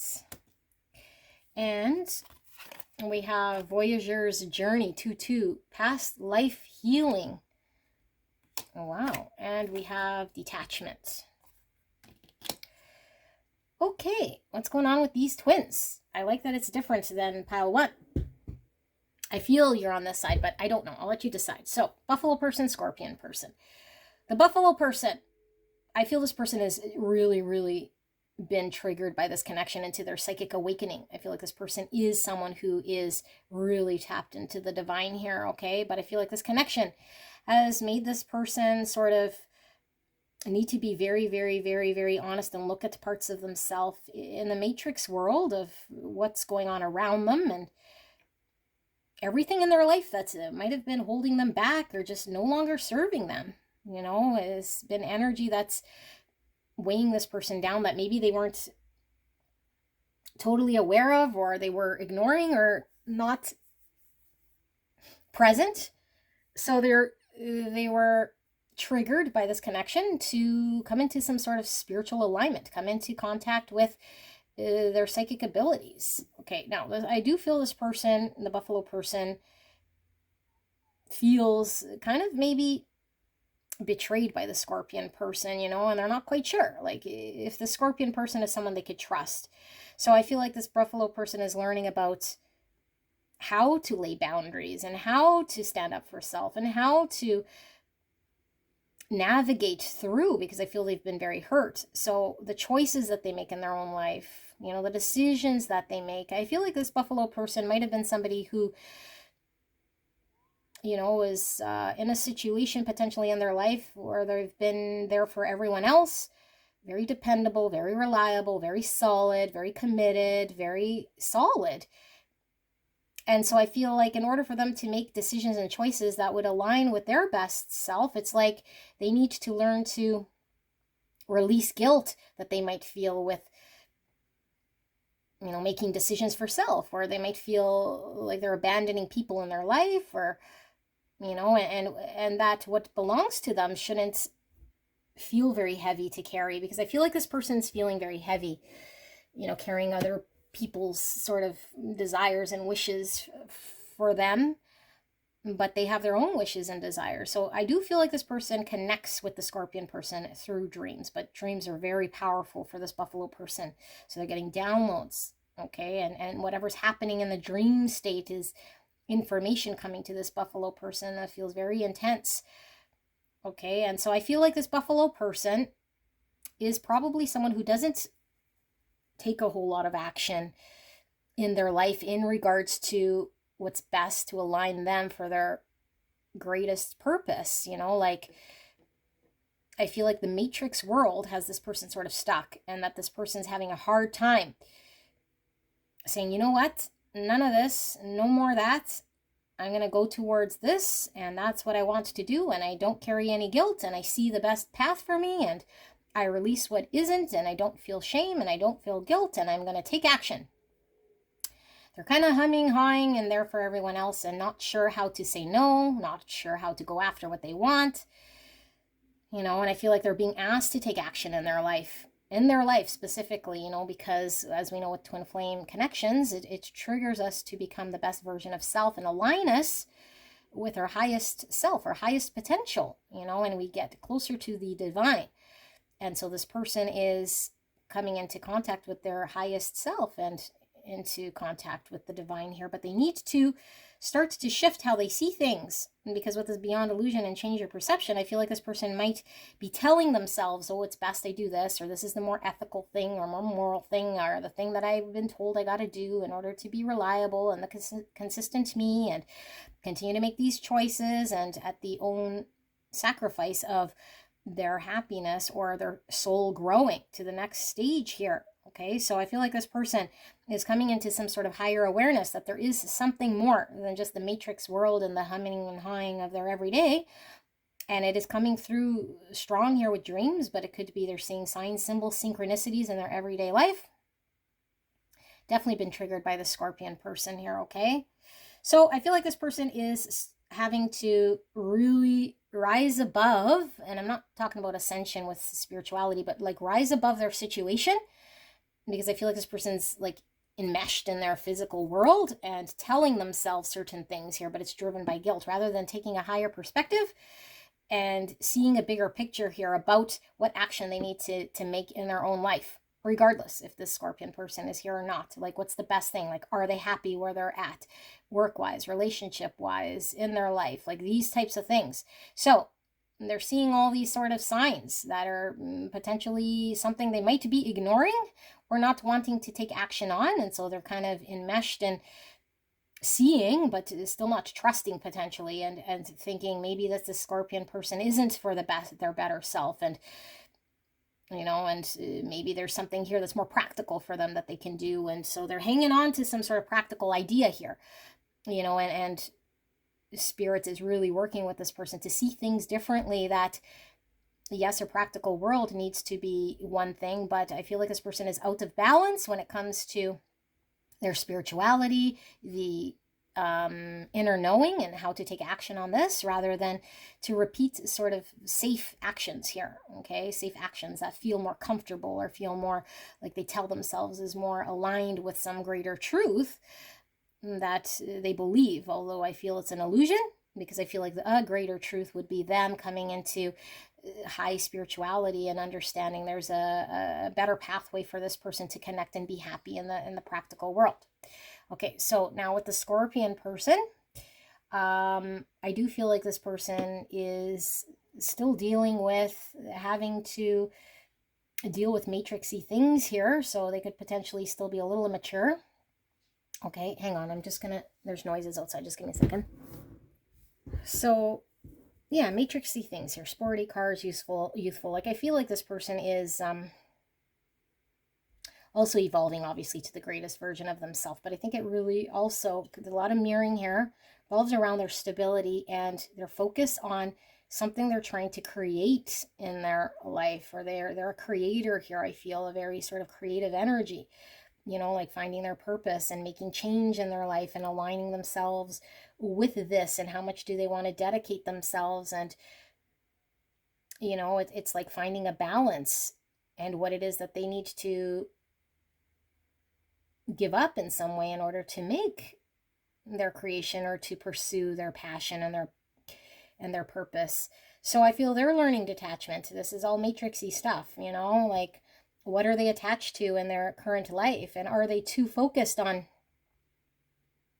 like really pigeonholing themselves to this creation or dedicating themselves to something here at the expense of everything else. So there's a need to sort of detach from where we're sort of attaching ourselves to and going down with a ship,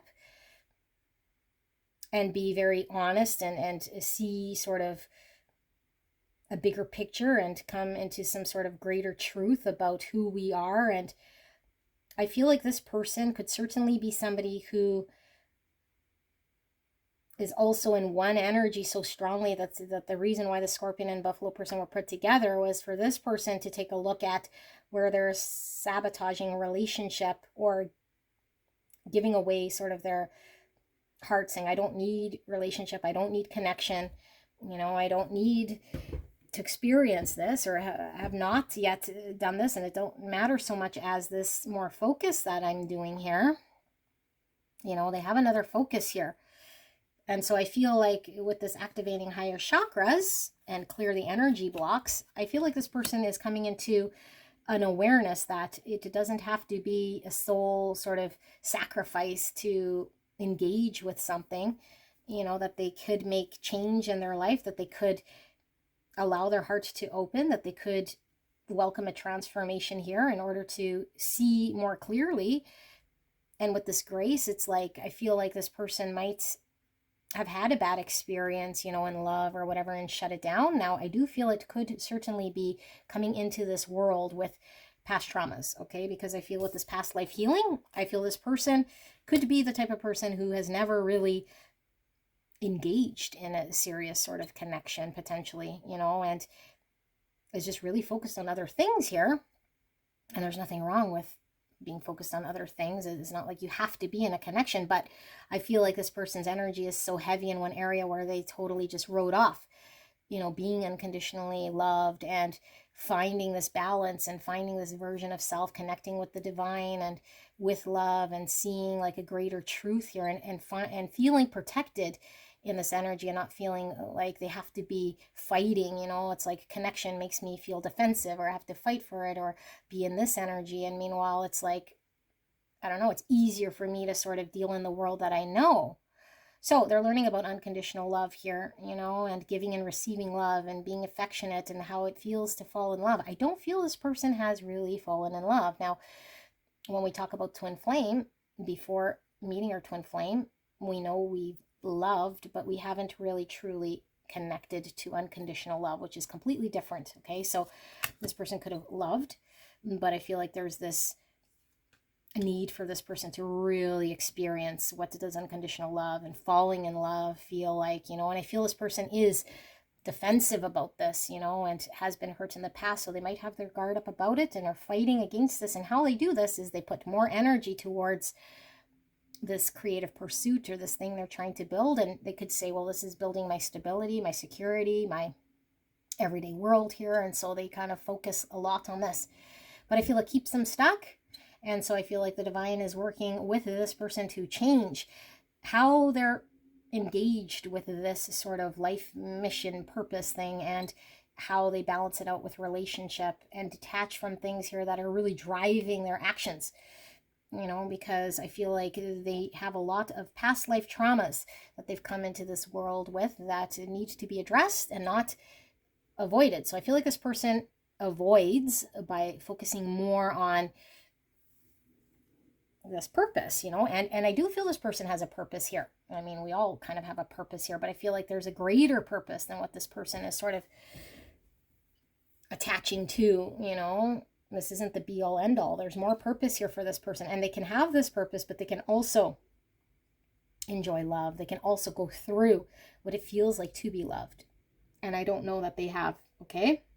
So if you resonate with these two people, well, one being you, one being the person you're sort of with, it could be, you know, your twin that you have not yet met. I don't know, only you know if this sounds like your person. Then let's take a look at with the Celtic cross and what is going on in this connection, okay? So I'm just going to have a set. Alrighty. Beautiful angels. I love doing your reading. I hope this resonates for you guys. I'm so blessed that you're here. I'm going to ask Spirit for a clear and concise message for the twins in regards to what is going on energetically for pile 2, between pile 2 and their twin flame. Right here, right now, Spirit, please protect me and the viewer as I channel this message for the greatest and highest good of pile 2. And thank you again, pile 2. I am so blessed to be here and grateful to be doing your reading. Now, I don't know whose energy pulls through here. It was blended for one. I'm going to do my best to communicate what I see. I do feel you are the not the Scorpion person. What was this person? Man, short memory. Scorpion and the Buffalo, right. I don't want to confuse you, okay? So we'll keep it sort of consistent here, if I can. My back is itchy. Sorry, I do got to scratch my back with my wand. Oh, yeah. Sorry. Alrighty. Let's see. Immediate future for the twins. Immediate future. Far future. Energy for pile 2. Far future. See self. Sees environment. Hopes and fears. Did not feel right. Hopes and fears. And the outcome. And the bottom of the deck. Okay, well, let's go. So, 9 Pentacles. Look at this. This is all about success of self. Self in a practical way, our world around us. So we know for sure the Buffalo has to make decisions. So the Buffalo could be dependent on their set of practical circumstances, where they live, their relationship. It feels very safe. Okay, but this is all about being independent, standing on our own, finding what success we have here. We're not needing anyone else here to be completely on, you know, happy and successful and available here to remove ourselves from any sort of attachment and dependency we have on other things and people. You know, we might be dependent on our job or dependent on other people to make us feel like valued, or that's where our value lies. Okay, and I also feel the Scorpion coming through very strong here, because this Scorpion, I feel, is hyper independent here in some way, where it's at the expense of the heart-based consciousness and love and relationship, where they're really focused on my success and what I build for myself. And this is where my value lies, you know, and how successful I am and how much I can stand on my own here without needing anyone else. And I don't need anything else to dictate my success. So I feel like they're mirroring, but in two different sort of ways. Okay, in two different sort of ways here, where the Buffalo is reflecting back to this Scorpion. And like I said, with twin flames, you don't have to come into physical contact. Okay, there's an energetic connection we have here, where we're reflecting back energetically to our twin. Energy does not know form. Okay, it doesn't fit into a confined space, and it's not on time. Okay, it is formless. So let's see, what's the overall energy here of this beautiful twin flame connection? 5 Wands, conflict, inner conflict. I feel like there's a lot of self, like, diagnosis, like self-dealing right now. So you could certainly, I feel there's a divide here between the two. You know, I do feel there's a divide here, like maybe a long period of separation, or a need to sort of be on the journey separate right now, because I feel like there is conflict you know, between the two, clearly, because they haven't seen eye to eye or come together. But I feel like the conflict here is about inner conflict and resolving our practical world and seeing things, kind of how we're dealing with the practical world. You know, are we victim to it? Are we on autopilot? Are we telling ourselves stories about it? Or are we connecting to a greater sort of understanding, you know? So I feel there is a lot of conflict here. 3 wands, 2 wands. So the 3 wands is all about expansion. And I feel like in order to expand on our journey and move forward and have growth, we have a choice to make. And 2 wands, you know, do we choose the comfort path? Both are in their comfort zone. Or do we choose the path of the Dharma, which is more difficult? And in order to choose the more difficult sort of path, it's difficult because we break free from all our sort of constructs in our physical world. Then we start to expand. Then we start to have growth, okay? But until then, there's lots of conflict. And there's a lot of inner conflict. So, crossing card. Ace of Cups. Self, like I said, self-love. How do I value myself? Where do I place love? How do I give myself love? How do I deal with emotions? How do I value myself? Like, do I put a lot of value in the practical world? Do I know how to give myself love? You know, this is understanding our self-worth and what we put in our self-worth. So I feel a Buffalo person, what I'm feeling is a lot of self-worth comes from how they please other people and the decisions they're making for their world right now, their practical world, okay? And they feel like the more dedicated and committed to really a world that seems kind of dry for them and their growth. It feels to me like that's where they're putting their value on themselves, okay? But there's so much more for this person to learn about self-love and giving to self and having an emotional new beginning, you know, where they can feel and express their emotions, overflowing abundance and love. And where I feel the Scorpion is like, I'm going to, you know, cut out love at the expense of my own success here. And this is all I kind of need. But it's like learning about self-love. Okay, so let's see in the subconscious here. Okay, this is more rooted energies. We have the Knight of Cups. This is all about how we express our emotions. So I feel both parties have a difficult time when it comes to accepting love, like actual love of self, and how we allow love and show love, express love. Like, we want to be loved, we want to give love, we want to be able to freely do this, you know, and be authentic with how we express ourselves and show up. So I feel like this is where this is rooted deep within us. It's learning about this and really coming into contact about our emotions, not so much the pentacle realm. You know, this doesn't drive our value. You know, if we're truly not happy, if we can't express how we feel, then we're more like saying the material world is what matters, and it's at the expense of us connecting on an emotional level here to give to something we really love emotionally and connecting, which would fill our cup. You know, when we give love, it comes back to us, you know, and giving love feels good.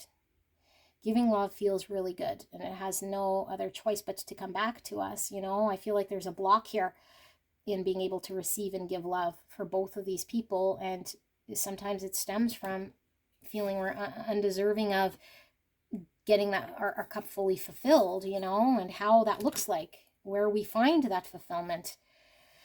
So passing energy, Queen of Swords. So I feel this Queen of Swords, you know, shows up in love reading sometimes as someone who is more mind over heart. And it is somebody who uses her past experiences as wisdom here. And so here we see the sword, here we see the heart. I do feel like this Queen of Swords is reflective in both of you guys. I do feel blended. So it's like my past experience, what I know to be true in my mind, overrides my actions and where I take action, rather than tapping into this heart space, you know, where I can tap into unconditional love and how I really feel, even though sometimes it doesn't logically make sense.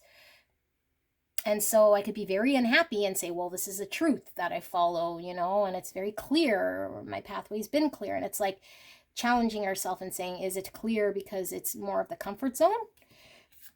Is it clear because it logically makes more sense? But how do we feel inside? You know, do we feel an abundance of love in our current situation? Are we engaged in a workplace here that makes us feel like our creation is touching our heart space, like we're making a difference. You know, is our relationship giving back to me this soul love and feeding me, or is this the transformation that I'm making? So I feel like there's this determination and understanding based on experience, but I feel like there's also because this is passing, it's like a need to work on transforming the heart space here. That has a mega block is what I feel for both of these people when it comes to self-expressing love. Okay, so what's in the crowning energy? We have justice, and it is in reverse, Libra energy. Sorry, and with Queen Swords, this is Gemini, Libra, Aquarius as well. So balance, man, both of you guys are out of balance. Okay, and what happens when we're out of balance, we're so much in one energy, and that the universe will throw in a polar opposite sort of energy in order to get us to find center. Okay, so what this means is, let's say we're really, really playing it safe, like Buffalo, you know, like really dependent on the practical world and at the expense of, again, well, I could say this for both, and the Scorpion, you know, at the expense of finding this emotional happiness. And it's so fixated on the practical world that the universe throws us on its side and gives us an experience here where it makes our practical world not fit anymore. Nothing feels right. It feels disjointed, or we're not happy. We try to make it work and we feel a lot of pain, and, you know, we're trying to make it work. And so Spirit wants us to say, I don't need to be all mind, you know, and I don't need to be completely in an energy here that gives up on love and gives up on all this in order to make something successful. I need to open my heart space here so I can find balance, enjoy what I do, you know, because I feel like both of you guys are completely out of balance here. And this is sort of, because this is in the crowning energy, I feel like you guys are both coming into an awareness that you have been out of balance, that you have been sort of sacrificing the heart space and what you truly love in order to find some sort of practical success that doesn't make you happy. And it won't. And those of you guys who know, who have climbed, I don't know, corporate ladder, or have reached your pinnacle of what you wanted and said you wanted, and then you're unhappy, you realize you've found imbalance in self. Okay, and until we get to there, whatever your pinnacle is, right? Like, I don't know, I always wanted to own, you know, 4 cars and own my own island. And then you get there and you're lonely, you know, and you realize it's like who you're able to share love with and express love with, and what makes you happy. And it could just be, I enjoy sitting at the park, you know, feeding the birds. And that is something I haven't had time to do. And I didn't realize that this is something that really spoke to me, you know, and then we realize how to find balance in those things that we engage with. So I feel both parties are learning this, you know, they're putting a lot of weight in the pentacle realm around them. 9 swords. This is interesting. Pile 1 also had 9 swords in immediate future, although it was in reverse. 9 swords. What is this? This is the dark night of the soul. This is anxiety, you know, and I feel, combined with the crowning card here, and both parties are going to reach that pinnacle, because I feel like they've committed to, or they're telling themselves based on experience, that where they're at, they need to be at, because it makes logical sense. It makes practical sense. It pays my bills. It's the right thing to do. It's, you know, it's what I've always done, and it makes sense on paper. But as we know, these connections on paper could look one way, but there's a deep knowing, a spiritual knowing that you cannot understand logically with the mind. It's with the heart. Okay, so we reach the anxiety because we know intuitively there's suffering and pain when we cannot connect to heart space, and we could spend the rest of our life pretending that we're doing something for the greatest honor here, but feeling a lot of anxiety and suffering, and being in our mind and saying, but something doesn't feel very right here. Okay, so this is the anxiety. This is dark night of the soul.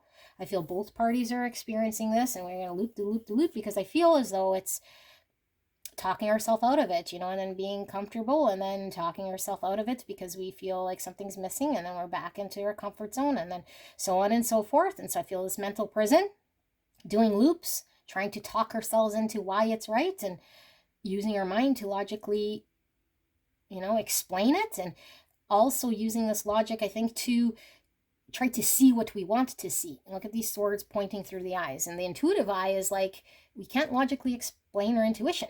We're tapped into the divine. We know what we know without knowing how we know it, even if we don't see it. And I feel like both you and your person are like, if I don't see it, it sort of doesn't exist. If it doesn't make logical sense, then maybe it's not true. And I feel as though the intuition's kicking through here saying, hey, like, trust your intuition, trust this divine, trust what you're feeling inside here, trust to lean on it, or else you'll continue doing these loops, staying in this anxiety and feeling out of balance. Far future, we have strength, Leo energy in reverse. So in the far future, I feel both of you guys are having to come into an awareness of your courage to lean into the right thing to do for yourself. This is going to take a lot of courage, okay, and not to be held back, because strength is all about where we can be too held back, and because we might fear, okay, or we might not know how to control ourselves here in a way here because fear gets in the way. And so it's also a balance card, I feel, okay? But strength sometimes comes through as this like primal energy. And so I feel like as spirit works with you, there's this like instinctual desire, I feel, to make change, and it pushes you. And like I said, that cap, it's going to push us and push us.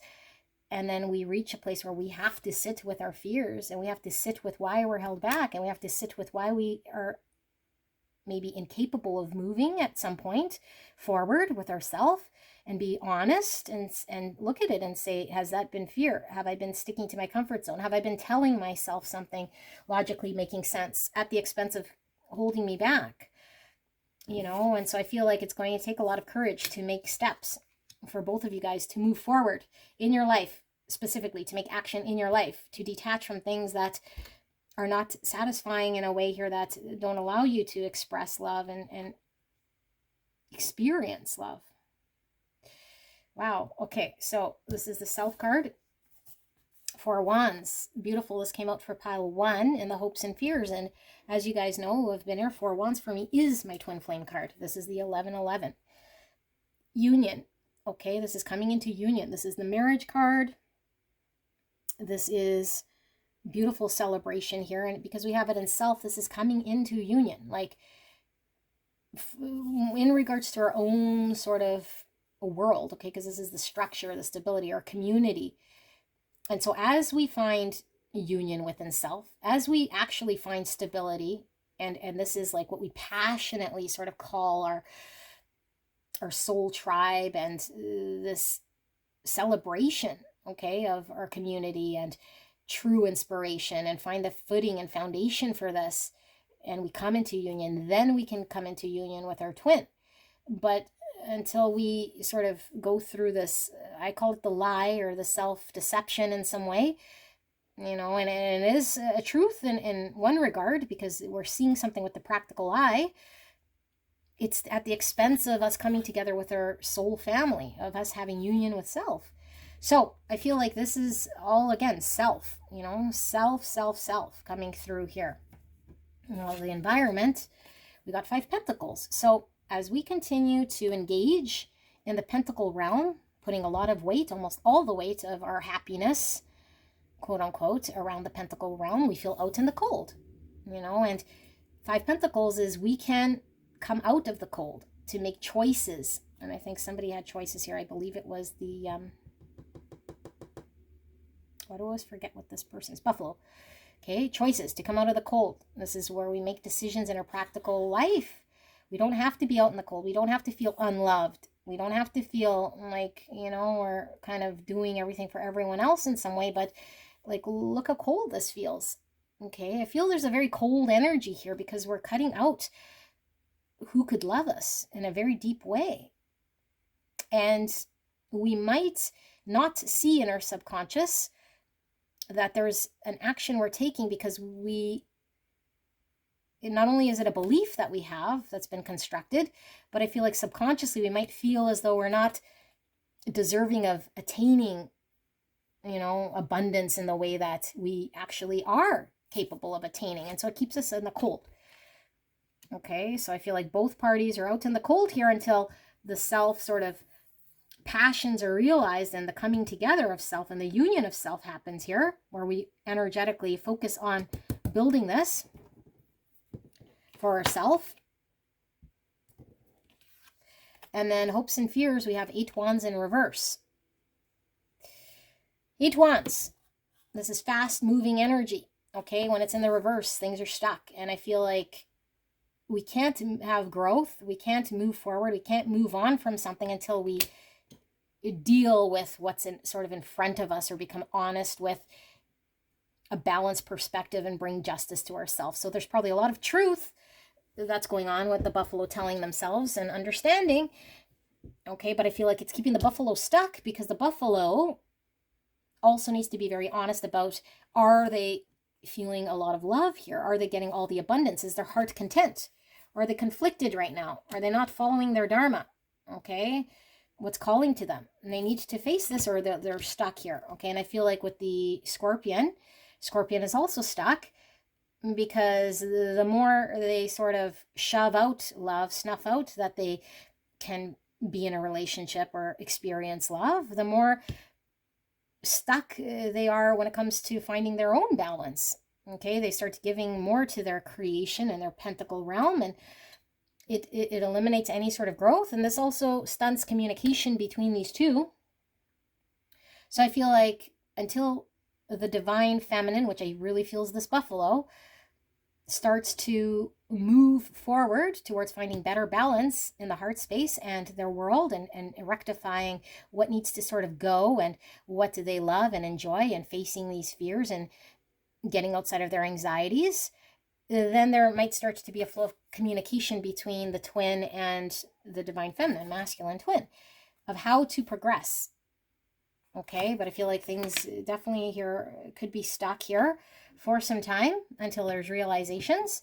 So the outcome card, we got the World. Beautiful. And this is all about concluding a cycle successfully, a phase of life. Okay, and the World is a very long time, a very long period of time, but we conclude what we need to in our life and wrap up a cycle. So I feel like these two twins are wrapping up cycle in their own individual world that they need to wrap up successfully. You know, be very honest, find balance in self, find union in self. Okay, I feel as though there's distance between these two. I feel like they don't live in the same sort of city or state. I feel like there is travel involved here with the car and the World. Okay, doesn't have to be so much, because it could just be the distance in this journey. I feel it's kind of far apart, but it's also a good thing, because once we learn to wrap up and figure out self, then we can move together in union. But I do feel for a lot of you guys, this is distance, like actual geographical distance. And we got a lot of animals here. Okay, and I feel like the animal, because I was feeling it with the Strength, and I don't generally read the Strength as this like primal energy when I read Strength, but it is, and it comes through here, because I feel like there's something instinctual that both parties are suppressing or denying at the expense of their practical world. Animals don't have ego so much, you know, they don't sort of carry on with this idea of, okay, in the future, this is what is going to happen, and that sort of thing. It's like they act based on instinct. And so back to that spectrum that I was seeing, and Spirit isn't saying you always have to be instinctual, always, but there's this strong sort of push towards the instinctual here, because we've been suppressing or denying our instinctual nature when it comes to love and expression and romance, and this sort of emotional self that we've been snuffing out at the expense of the material world. So we're very heavy in the material, you know, telling ourselves whatever we've experienced, it's the mind over heart again. And so this instinctual animalistic energy comes through here. This is why the two twins have been brought together. It's a passion we cannot suppress. It's a need to face our fears. It's a need to deal with things that require courage for us to move forward. So we're not stuck. So we're not feeling out in the cold. And both twins are experiencing this under that Hermit in reverse. Yeah, both need to do the inner work about self. You know, like I feel like the Scorpion is doing actions you know, the more lonely they feel in some way, it's like, hey, the more I need to attain and the more I dedicate myself to my career and this creation and this success that I'm having here. And it's like, instead of going inwards and saying, am I feeling love? Like, is this really fulfilling a certain part of me? Am I going to keep climbing to this mountain and never get to a top? You know, or am I going to get to the top and then look back and say, I've never really connected to my heart space? So we need to sit with the hermit and ask these questions, and same with the buffalo. It's like, am I just going to stay in a world here where I dedicate myself because this has been the safe place of me giving to this situation and not making major changes and shutting out that I deserve love or can express love or feel love in a relationship, and get to the point where then we need to sit with this honest truth. So let's pull some advice. I don't know who you're here as, but I will ask Spirit for guidance for beautiful pile number 2. Guidance for beautiful pile 2 here. Whoever this viewer is, Spirit, what they're needing to hear right here, right now. We are so blessed. Thank you so much for this reading. I'm feeling 3 of those. Wow. Thank you so much, spirits, for this beautiful reading and for this guidance for pile number 2. What are they needing to hear? Advice, guidance, what do they need to know?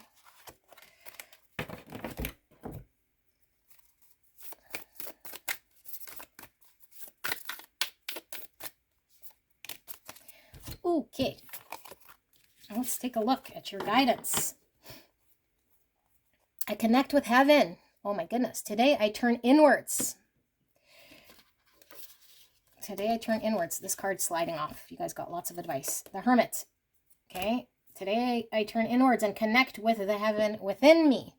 From this place of peace, I can see that a situation I have resented is actually an ideal opportunity to work on my inner self. I understand that such experiences are necessary for my growth. Thus, I accept such situations and now live each day in serenity. Wowzers, wowzers. Inner power, again. Today, I choose to see myself as significant.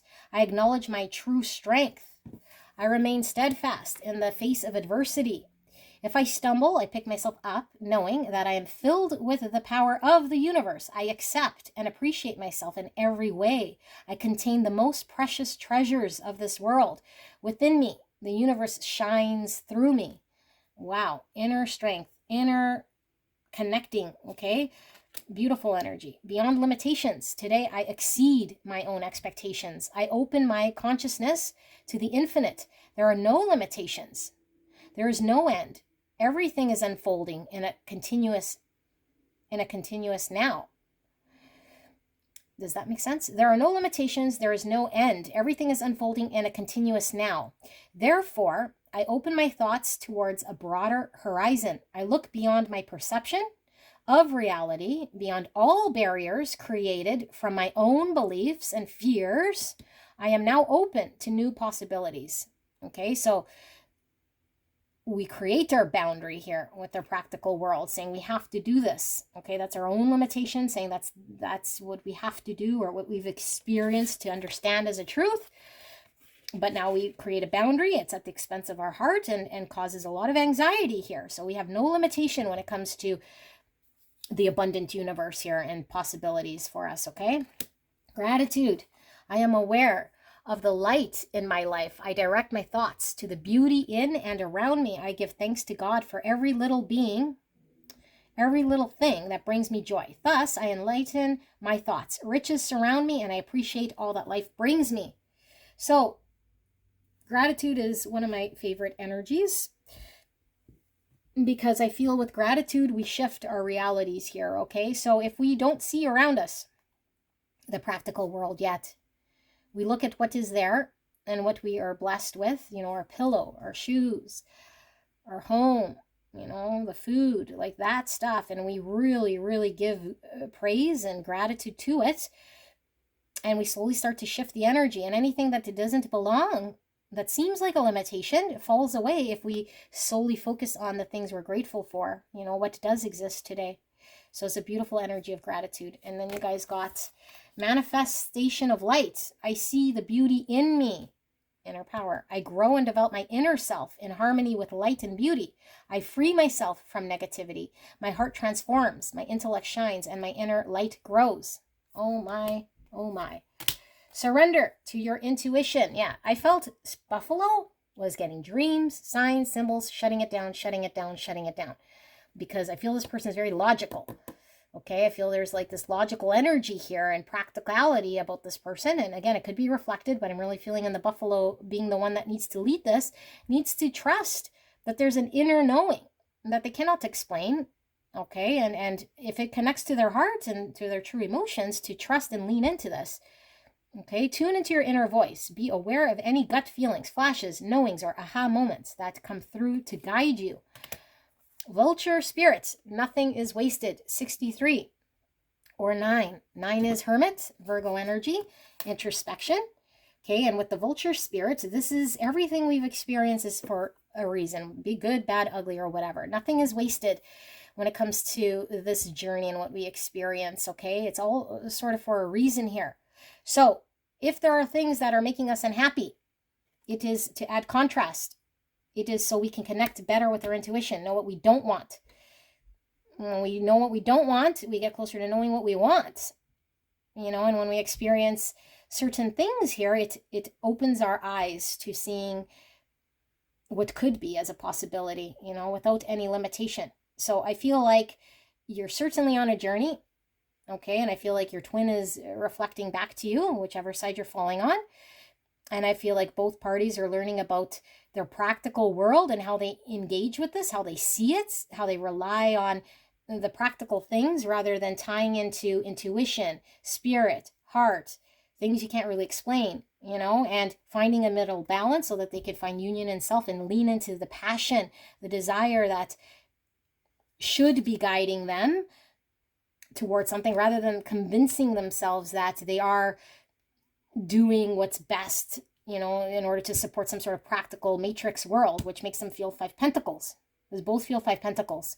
So they start to busy up in that area, thinking they'll find more happiness, but it's more of the 5 pentacles. Okay, so I think both of you guys are leaning into the thing that's causing the 5 pentacles, thinking it will break you free. And meanwhile, it's just repeating some sort of loneliness here, keeping things really stuck from not moving. And the rainbow here is all about hope, but I feel rainbow is also a spectrum of seeing things very different. So we might be very fixated on our point of view. And so we're needing to see all sort of aspects here in different ways in order for us to start moving. Okay, even if we could just see it or accept it as some form of truth that we might have shut out and entertain it or engage with it in some way rather than completely shut it out, then we might start to slowly shift in our energy. Okay, and if all we're able to do is just show gratitude for the things that are there already, this will change our energy, because I feel there is some negativity here. Okay, and the negativity causes blocks. It's like, why am I unhappy? Why do I not have? And why is this my reality? And, you know, that sort of thing. And Spirit is saying, like, really give blessing and gratitude here for the things that do make you happy, you know, and be grateful for this connection with the twin that's allowing you to see that life doesn't have limitations, that you can connect with the divine, that you make your sort of heaven here when you connect with self. You know, this isn't something that comes external to you or that you need to chase and attain. This happiness is something that is cultivating within you. And it's calling out to you in dreams. It's telling you, I exist within you. Stop shoving me down. Stop trying to, you know, make logic out of things here based on your experience and talk yourself out of a truth that also exists here. And this is your great self that really connects to your heart space, that longs for passion and desires to be expressed here, you know, from a heart space. So, pile 2, that's your reading. I love you very much. And if you're drawn to another pile, you might want to go check that out, okay? Bless you. And I am sorry that these are challenging connections, but once we get to a point, we see the beauty, you know, and we find the beauty in self that's always been there. And that's what this is about. So I hope you can connect with that. And I hope this helped someone. I love you very much. I will see you soon. Bye-bye. Hello, hello, my beautiful, gorgeous angels. Pile number 3, the Light Seers Tarot. Oh boy, oh boy. I cannot wait to get into your reading. So, what are we doing? Well, we're looking at you and your twin flame. So I do recommend you go and listen to the intro, because there's a lot of questions you might have that are answered there, okay? And you might not know whether this person is your twin flame, and we're looking at you versus this other person. You could be on the left or the right. And if you resonate with one side being you, then the other side is your twin, okay? Now, whether it's the person on your mind or not, I don't know. Nobody can tell you who your twin is. That's not what I'm here to do. Only you can use your intuition to tap into this. But if it sounds like the person on your mind, chances are you're here for a reason. Okay, and I do believe that, like I mentioned in the intro, that we don't have to physically be in contact with the twin to get triggered. But without any doubt, meeting our twin puts us on a spiritual path that is unlike anything we've ever experienced. Okay, spiritual awakening. It brings us closer to God and connect to our highest self. And so this should not feel like any other connection you've had. It is more than just passion. It is us being sort of led by an energy here that goes beyond any sort of explanation. Okay, so we're going to look at these two, and if you resonate with one side being you, then we'll also do a Celtic cross looking at the current state of the connection with the twins, and then we will pull some advice as well. All right, so we will call the person on the left the dolphin person. Oh my goodness. Cancer, Scorpio, Pisces energy. Lots of compassion. I'm getting Queen of Cups energy from this dolphin. And the person on the right is the gazelle. Earth energy.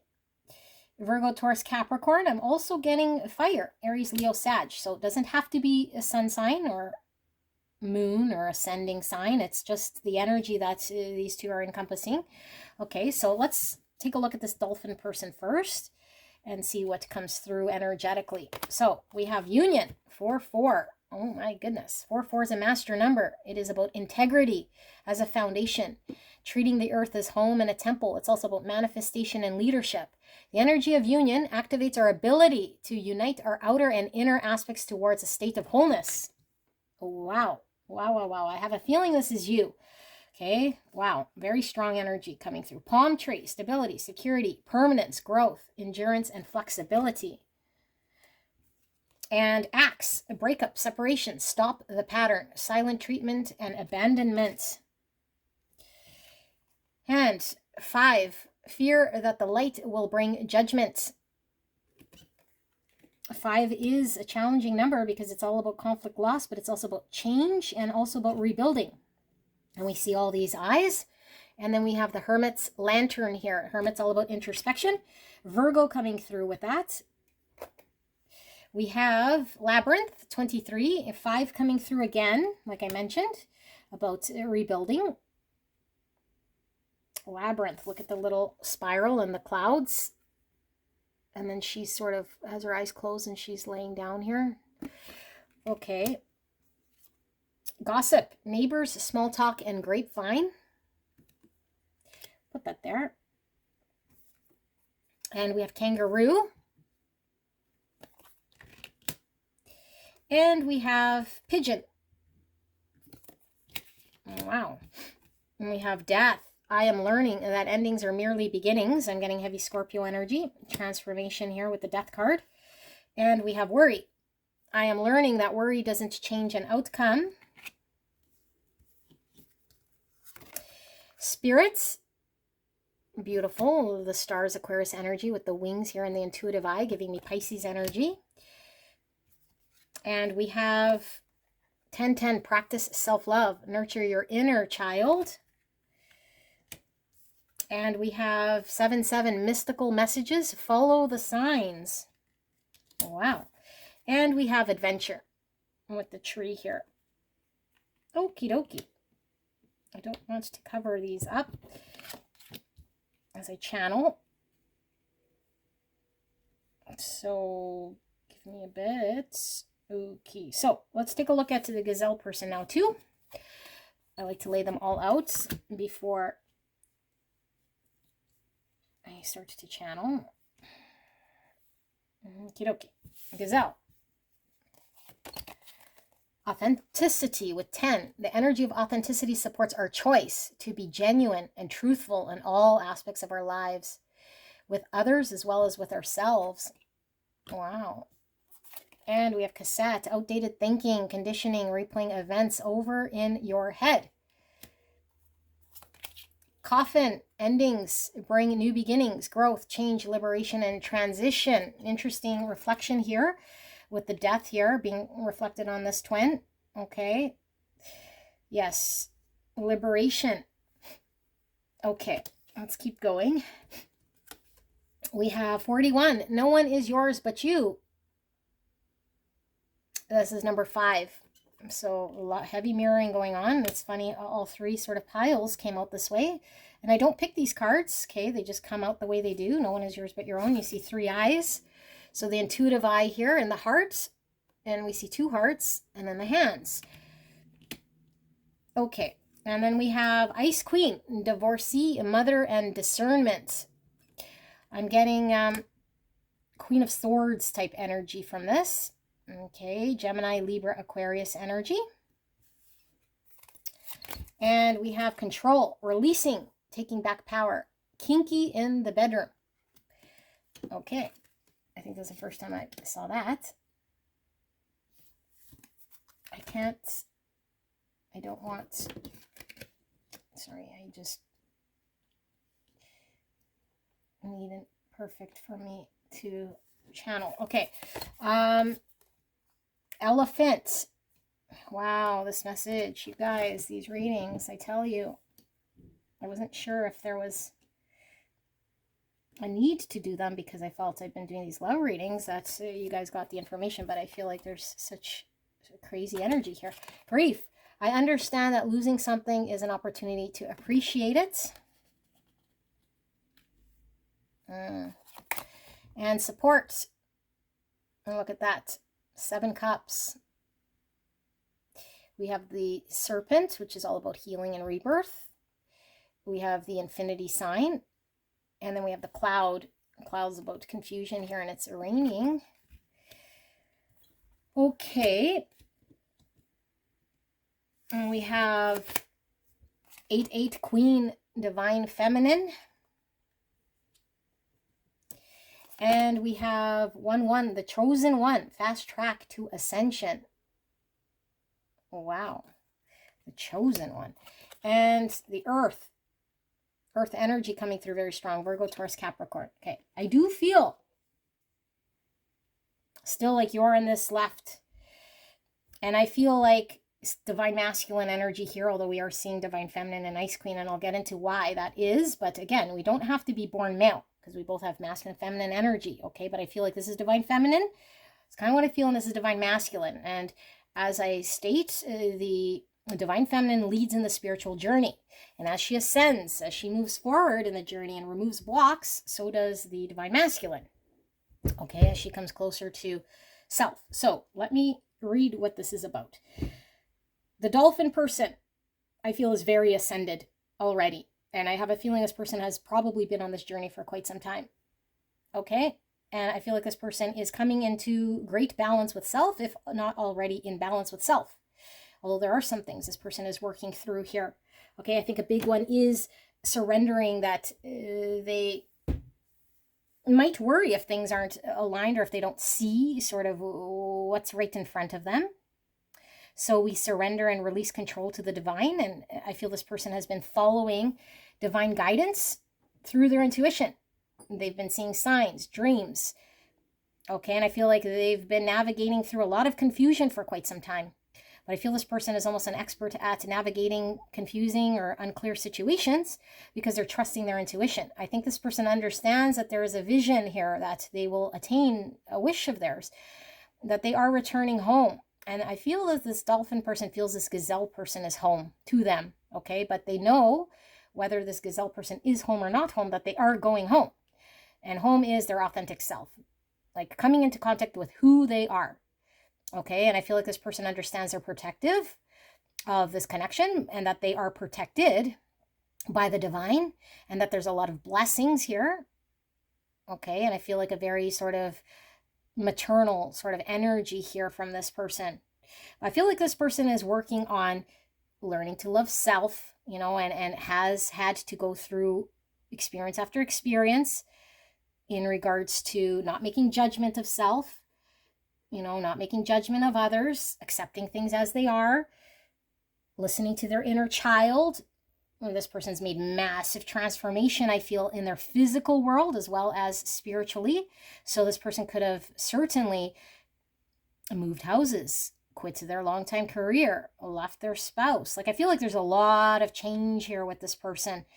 And I feel like this person could have been in a very sort of stable environment at one point, and things could have got very turbulent upon meeting the gazelle, in their life, flipped completely upside down. But I feel like this person is learning to stand on their own, very secure. I feel like this person is flexible because they're able to work with spirits. So if things need to change, they adapt. And I feel like this person has experienced separation from the gazelle. That has triggered the dolphin person into getting closer to self, finding union with self. Okay, and I feel like this person has had to deal with matrix situations, and has really had to see people in their life for who they are and deal with certain matrix situations in their own life as to who do they want in their life, who do they want to keep in their life, how do they want their life to sort of look like, have trust, follow the divine, follow sign, symbol, synchronicities. They could have certainly have been seeing angel numbers, heavy dream state here, follow an intuitive knowing.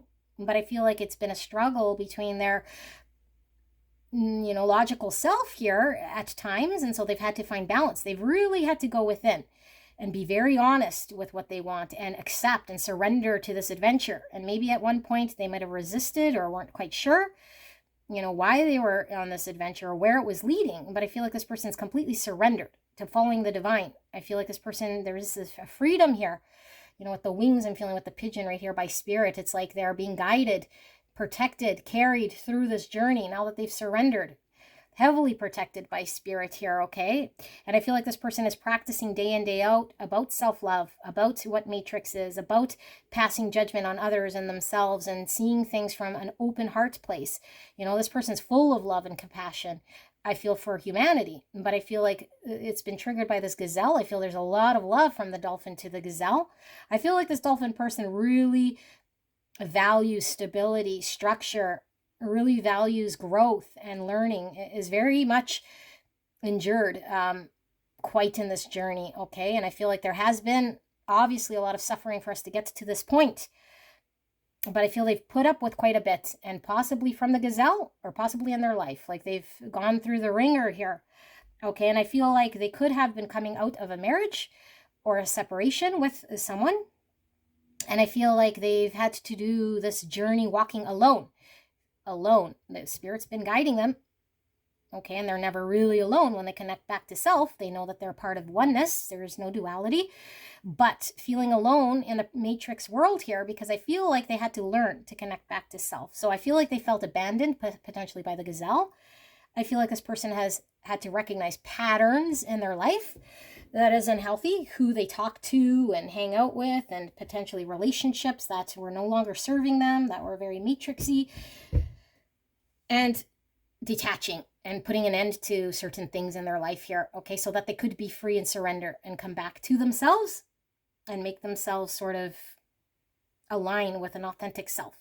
Now, gazelle person, I feel this person is quite shy, and is very interested in this dolphin person, but also hasn't really contributed a whole lot other than sort of observing and being very cautious and hesitant, not quite sure what to do or say, and learning a lot about themselves, who they are. And I feel like this gazelle person has experienced pain, and it doesn't necessarily have to be in another connection, although it could be. But I feel like this person has heart blocks here from pain, and potentially is very hesitant to jump in to connection because there's fear.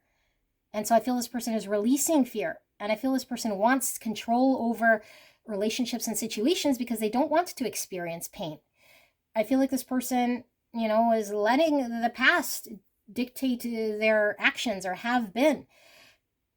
And so they're learning to understand where their strength is, connect with their greater self. So very much mirroring here, that only they can find true happiness within themselves, that it is not given to them by someone else and how someone else treated them.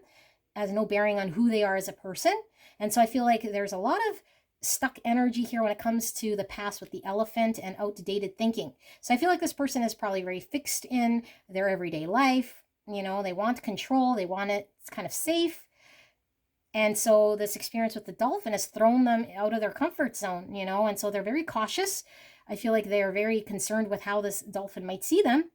I feel like this person might suffer from addictions here with the 7 cups, you know, and I feel like this gazelle person could be very confused about how to engage with the dolphin or what they want from the dolphin, and that they've been healing throughout this process, that they've been feeling a lot of support from this dolphin person, you know, on this journey, and potentially support with their addiction or whatever it is here that they have been involved with that helps distract them from the pain that they've experienced or the experience that they experience here. I feel there's a lot of love inside this gazelle person, but there's also maybe an energy here of not being very clear about what they want because there's a lot of fear. And what if I experience pain again and I can't really release from this? So I feel like with this divine feminine and queen energy, it's like this person, which I feel is divine masculine, gazelle person, is learning about divine feminine energy within them. How do I receive love? You know, how do I release control? Because the divine feminine is not in control. She doesn't go and take action. She is very much receptive and open. Okay, mother energy. You know, this is unconditional love. Being able to birth something here. And I feel like this person could have certainly come out of a connection at some point in time that was very painful for them, or come from a broken home, you know, where all they know is love doesn't last forever. You know, people divorce, or come into this world with past traumas of pain here that's put them on this path, you know, and how they cope is sort of distractions, drinking or substances or whatever it is here. But there's confusion here. And there's a need to really tap into this beautiful divine feminine energy. So they might have mother wounds here coming through, okay? But the chosen one, I feel this person is kind of on this journey and has been triggered by this dolphin, very divine, because I feel this person has something that they're supposed to be delivering to this world, okay? Like in the earthly plane here, okay? And I feel like this person is needing to take a look at their ancestors and how they were sort of brought up and how they're living their life, because I do feel there's a very fixed energy about how they are committing themselves. You know, they might be making choices here that are very safe because they want control and fighting change in their life, but there is an energy here of having a new beginning, releasing what no longer serves them, detaching from pain, tapping into a more authentic part of themselves so they can connect to themselves in a way here that they could create. And I do feel with this chosen one, it's like this person has some great purpose here that they're supposed to be engaging with. Had they not come in contact with this dolphin, they would have continued to play it safe in some way or reminisce about the pain and stay stuck. But this person is learning about getting empowered, you know, and working with the divine and releasing pains here. And with this fast track to ascension, I feel like once this person starts to ascend, it is very quick, okay? Like very, very quick here for this person. But I feel like they have to release and surrender control and allow the transformation to happen here, okay? Because I feel there's resistance. And so I feel they're fighting against their authentic self, because I feel like there's a desire and a love here for this dolphin, but I feel like they might be driven by their pain and their addiction and their ways of being here that are very fixed in their world around them, you know? Ancestor traumas here that might need to be healed. They need to shed the old here. And I feel like there's, with this infinity, it's like this gazelle feels very tied to this dolphin, like they've been forever sort of tied energetically here, you know, to the dolphin. And so they understand that there's something here, but I feel in the forefront, they're needing to deal and heal with practical things here in the matrix world. And as they do this, they come into contact with who they truly are, with authenticity, and no one is yours but you, you know? And so I feel like this person will awaken, or is probably psychic as well. I feel there is a psychic energy coming from this gazelle person, you know, like they can see, they have a knowing. And I feel like they understand that there's love between the two, but I feel like the matrix world might be driving a lot of their actions. Okay, and there's a lot they have to release in regards to what has happened to them, that they're reliving with the cassette here and the elephant, like replaying. And it could be that this person needs to grow up out of whatever state had them stuck. And so instead of making forward movement and shedding, they've been using coping with other things.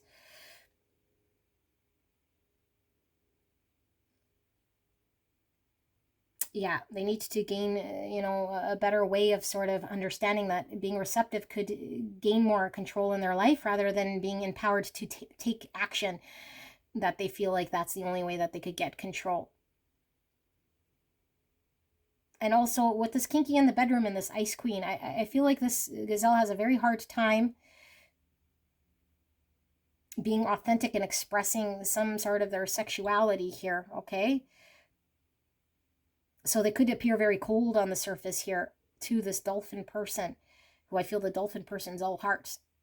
Okay, but I feel like there's a pull, a very strong pull, attraction here sexually to the dolphin. But I feel like this person is a little bit hesitant, very guarded, and not quite confident in themselves, especially when it comes to sexual energy here. So they could seem very much disconnected or not interested. Okay, so that's a lot of energy coming through with the gazelle and the dolphin. Let's take a look with the Celtic cross. What is going on in this twin flame connection right here, right now, energetically? And we'll use the light seers. I'm just going to pause for 1 quick second so I can get some water. Just give me a moment. All right, beautiful. Pile number 3. Light Seers Tarot. We're looking at the Celtic cross, and this will show the energy going on right here, right now, in this twin flame journey between you and your twin. The energy with the tarot has been coming through quite mixed, so I don't know if this is going to be from your perspective or your twins or what, but I will do my best to communicate what I see. Okay, so let's ask Spirit for a clear and concise message for the greatest and highest good of beautiful pile 3 in this twin flame journey. Spirit, clear and concise message for the greatest and highest good. Please protect me and the viewer as I channel this message.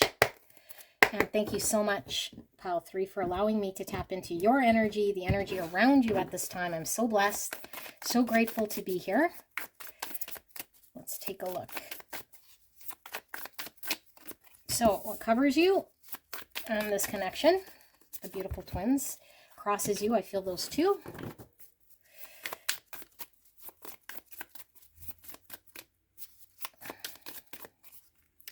In the subconscious, wow, these are coming out in 2s. Interesting.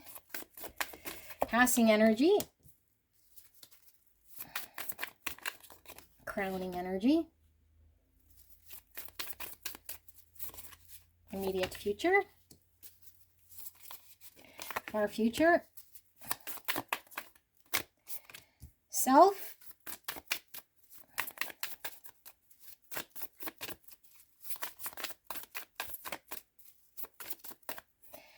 Environments. Oh, wow, 3 cards. Hopes and fears, outcome, bottom of the deck. All right, you guys ready? Judgments. Wow, awakening.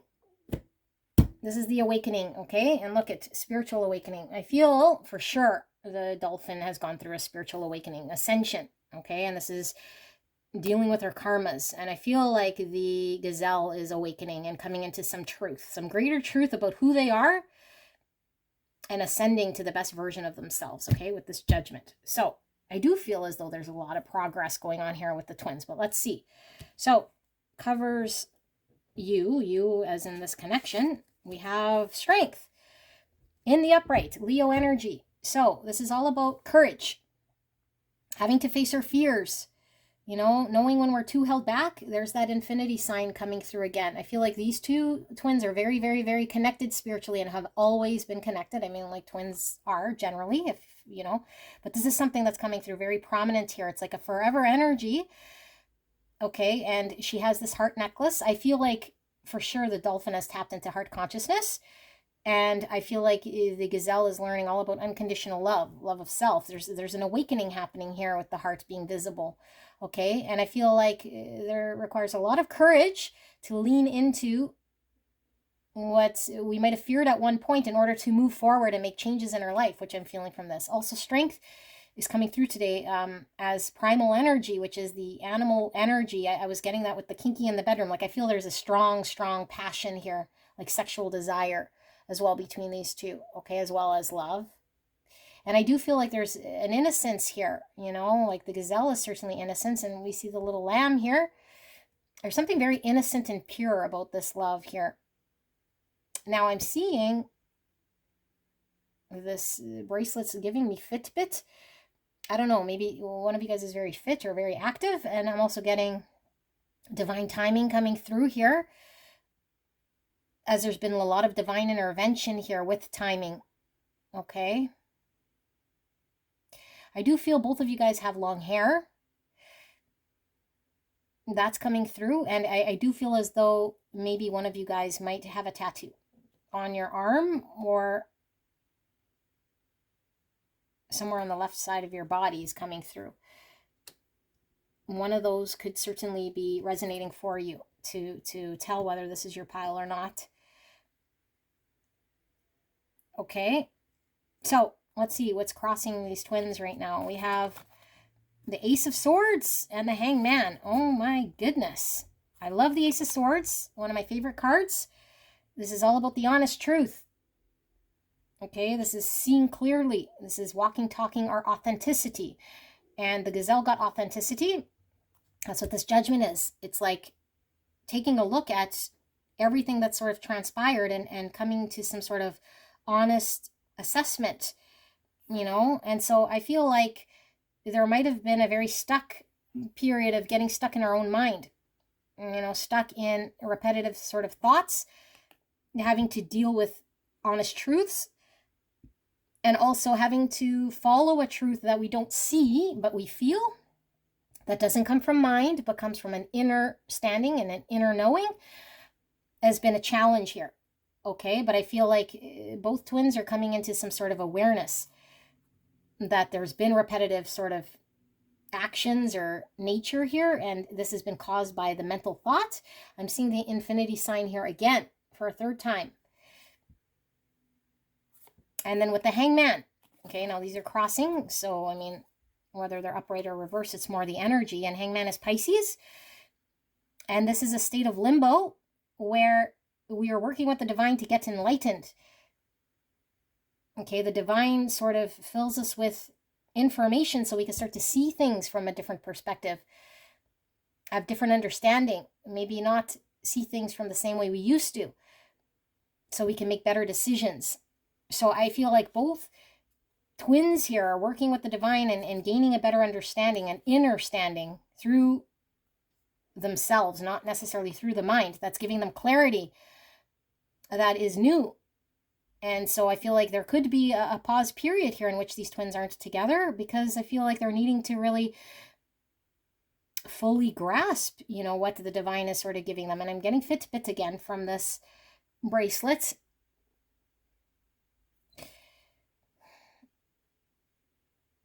I feel like potentially one twin here feels stuck to something. And okay, yeah, so gazelle I feel is stuck to, we were getting that support. I feel like the gazelle feels stuck to maybe an addiction or something in their life right now that they're trying to purify. And I do feel as though this could be stalling out this connection. There's like a need to fully understand themselves when it comes to this sort of world, okay? Which has nothing to really do with the dolphins so much. But there's massive realization going on. So let's take a look at the subconscious energies here. We have nine wands. I was going to say 9 wounds. This is the spiritual warrior with the 9 wands. And then we have 9 pentacles in reverse. Nine Pentacles. This is us being available, single, solid, successful, on our own, white, purity, okay? There's some sort of dependency here, which is causing there to be a wall up. And I feel like the wall could certainly be coming from the gazelle. A defensiveness based on, because again, the spiritual warrior has gone through battle. And I feel with the elephant and stuff, there's a lot of trauma and pain that the gazelle is kind of learning to overcome. So is probably not made themselves available, is dependent on something, cannot stand on their own in some successful way here to make themselves sort of give to this connection, you know, in a stable way and have success. And so I feel like the dolphin person is coming through as someone who is fired up and inspired to take action in this connection, you know, is really driven by this connection to make change in their own life, despite maybe there being an unavailability here with the gazelle at this time, is what I feel. And I do feel as though the dolphin has been working on their own independence, you know, has been really focused on their own success, their own practical world, again, where they work, who they involve themselves with, and making themselves secure in a way here that is successful. Okay, so passing energies between these twins. Ace of Cups in reverse. So it's been about self-love. And I do feel as though the dolphin has been, that came through, you know, learning about how to love themselves, how to give themselves love. And this is all about us connecting with that emotional part of ourselves that we feel worthy, you know, worthy of giving love and receiving love. And so I feel like there has been a block, and certainly with the gazelle here, struggling with what has happened to them and getting blocked and stuck with bad habits, you know, could be stemmed from a need to find self-love. And I feel like they're coming into some awareness of this, and this being passing energy, which hasn't allowed them to have a new beginning here, you know, in the past together, because I feel they were unavailable. This is the self card. This is the self card, you know, and that's what this twin flame journey is about. Learning how to stand on our own, learning about self-love, and finding, you know, the power within ourselves to get empowered, seeing through any of our illusions and our mental thoughts so that we can connect to heart space, which has been very challenging. So crowning card, Two of Cups in reverse. So I feel as though right now these twins cannot be together with the Two of Cups, that there hasn't been balance, and that these two haven't been able to give and take equally in this connection, because they're still going through their epiphanies. They're still coming to understand certain parts of themselves. And I feel like the gazelle is still trying to understand a certain part of their unavailability here, you know, this defensiveness. So I feel like there is this need to have balance and come together, but it has not happened yet until there is a dealing with and really sort of being honest here with truths. So I feel like there is a pause period right now, an acceptance of, you know, can we love ourselves enough here to make change in our own life and detach from unhealthy things. So immediate future, Five Cups. So I feel there is sadness here. You know, there's experiencing sadness, looking back. And I feel a lot of this is with the gazelle, with that elephant and that cassette. I feel like this gazelle has to look at certain pains from the past that causes them to feel still stuck, you know, rather than looking in the past, to look forward. And I feel like this causes pain to the dolphin, because the dolphin feels like they cannot do this for the gazelle. This is something the gazelle has to experience, which causes sadness. So I do feel like there is still having to work through passing experiences that caused sadness, rather than dealing with it by covering up with addictions or distractions, by being honest with ourselves, and then allowing the pain to surface here and deal with it in a healthier way. That's probably the Fitbit, the healthiness coming through, you know, actually doing it healthily rather than trying to numb it or trying to make it go away in some way here. So I feel like this is painful, you know, and we actually sit with pains and be honest with ourselves, but we need to overcome this so we can see a greater truth and ascend, you know. So what is in the far future? We have the Tower in reverse. So I feel like the worst of the Tower certainly happens when we sit here with the 5 cups, when we become honest with where we're hurting. We're no longer sort of keeping up a tower and the falsities in our life. We have to deal with truths. And so I feel like the tower falls, the falsity falls, the stuff we're trying to keep up falls when we look at the pains we've experienced and become very honest with it, which I feel the gazelle is working through. And I feel there's such a tie here between the two that when the gazelle is in pain, I feel this dolphin is also in pain here. Okay. So yeah, I feel like there's still some energy here and detaching from false things that are being kept up here in the gazelle's life that's holding up this union. Self energy, we have 10 cups. This is 2 people coming together to have a happily ever after. 10 cups, the ideal relationship. So I feel both parties with the self card understand there's full potential here for full happiness. Okay, family, white picket fence, bonfire, the whole 9 yards here. Children coming together, blended families, fur babies, whatever it is that they have here. It's happy. It's the happiest you could be in a relationship. I feel these two feel this from each other. I feel like the only thing kind of getting in the way here is right now the gazelle going through having to deal with some sort of truth, and the dolphin person still learning to go through this journey and figuring out some greater truth here in regards to their own self-love and how to support this gazelle, or how they can be supportive if they want to be supportive and still work on their own self, their own independence, you know, and still go after what they want here, some sort of greater truth. So environment, we have 3 cards. Wow. So we have the King of Cups. The King loves the deepest. Cancer, Scorpio, Pisces. Lots of love here. I was feeling Queen of Cups from the Dolphin. Okay, King of Cups, Ace of Pentacles in reverse, and the 3 Wands in reverse. So this is where things cannot manifest. Okay, we cannot manifest. We cannot move forward, cannot expand. We cannot go, you know, on the next sort of phase of the journey here until we deal with our emotions in a mature way. Not suppress, not, you know, use substances or distractions. So I feel like with the environment card, this is an external thing to the twins here, where I feel the gazelle has to mature when it comes to facing their emotions rather than dealing with it in a way here that hasn't been facing, you know, or being honest with how they're dealing with their emotions. You know, it's been difficult for this gazelle person to love and accept their emotions because of pains of the past, and really tap into this heart space here and accept this love that they feel for this dolphin person, you know. And I feel like it's been stunting this connection from manifesting something in the practical world. So it could be that these two haven't solidified their relationship, nor are things really allowed to move forward here and expand or grow until feelings are dealt with. And when it comes to this gazelle, and it's how does this dolphin person sort of support themselves and engage with this gazelle as this gazelle kind of goes through this, you know, they need to be very honest with their own actions in this journey. So hopes and fears. And then we have High Priestess. Wow. This is the intuitive knowing, listening to the inner calling, you know, being in tune with the divine, what we're supposed to sort of be knowing without seeing it in front of us.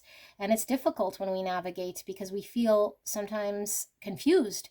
And when we really tap into our High Priestess, we just know, like, look, you could kind of see her eyes behind her closed eyes. So I feel like there's lots of blind navigation here, tapping into the divine. I feel both parties are quite psychic here with the King of Cups, Queen of Cups, or Dolphin energy.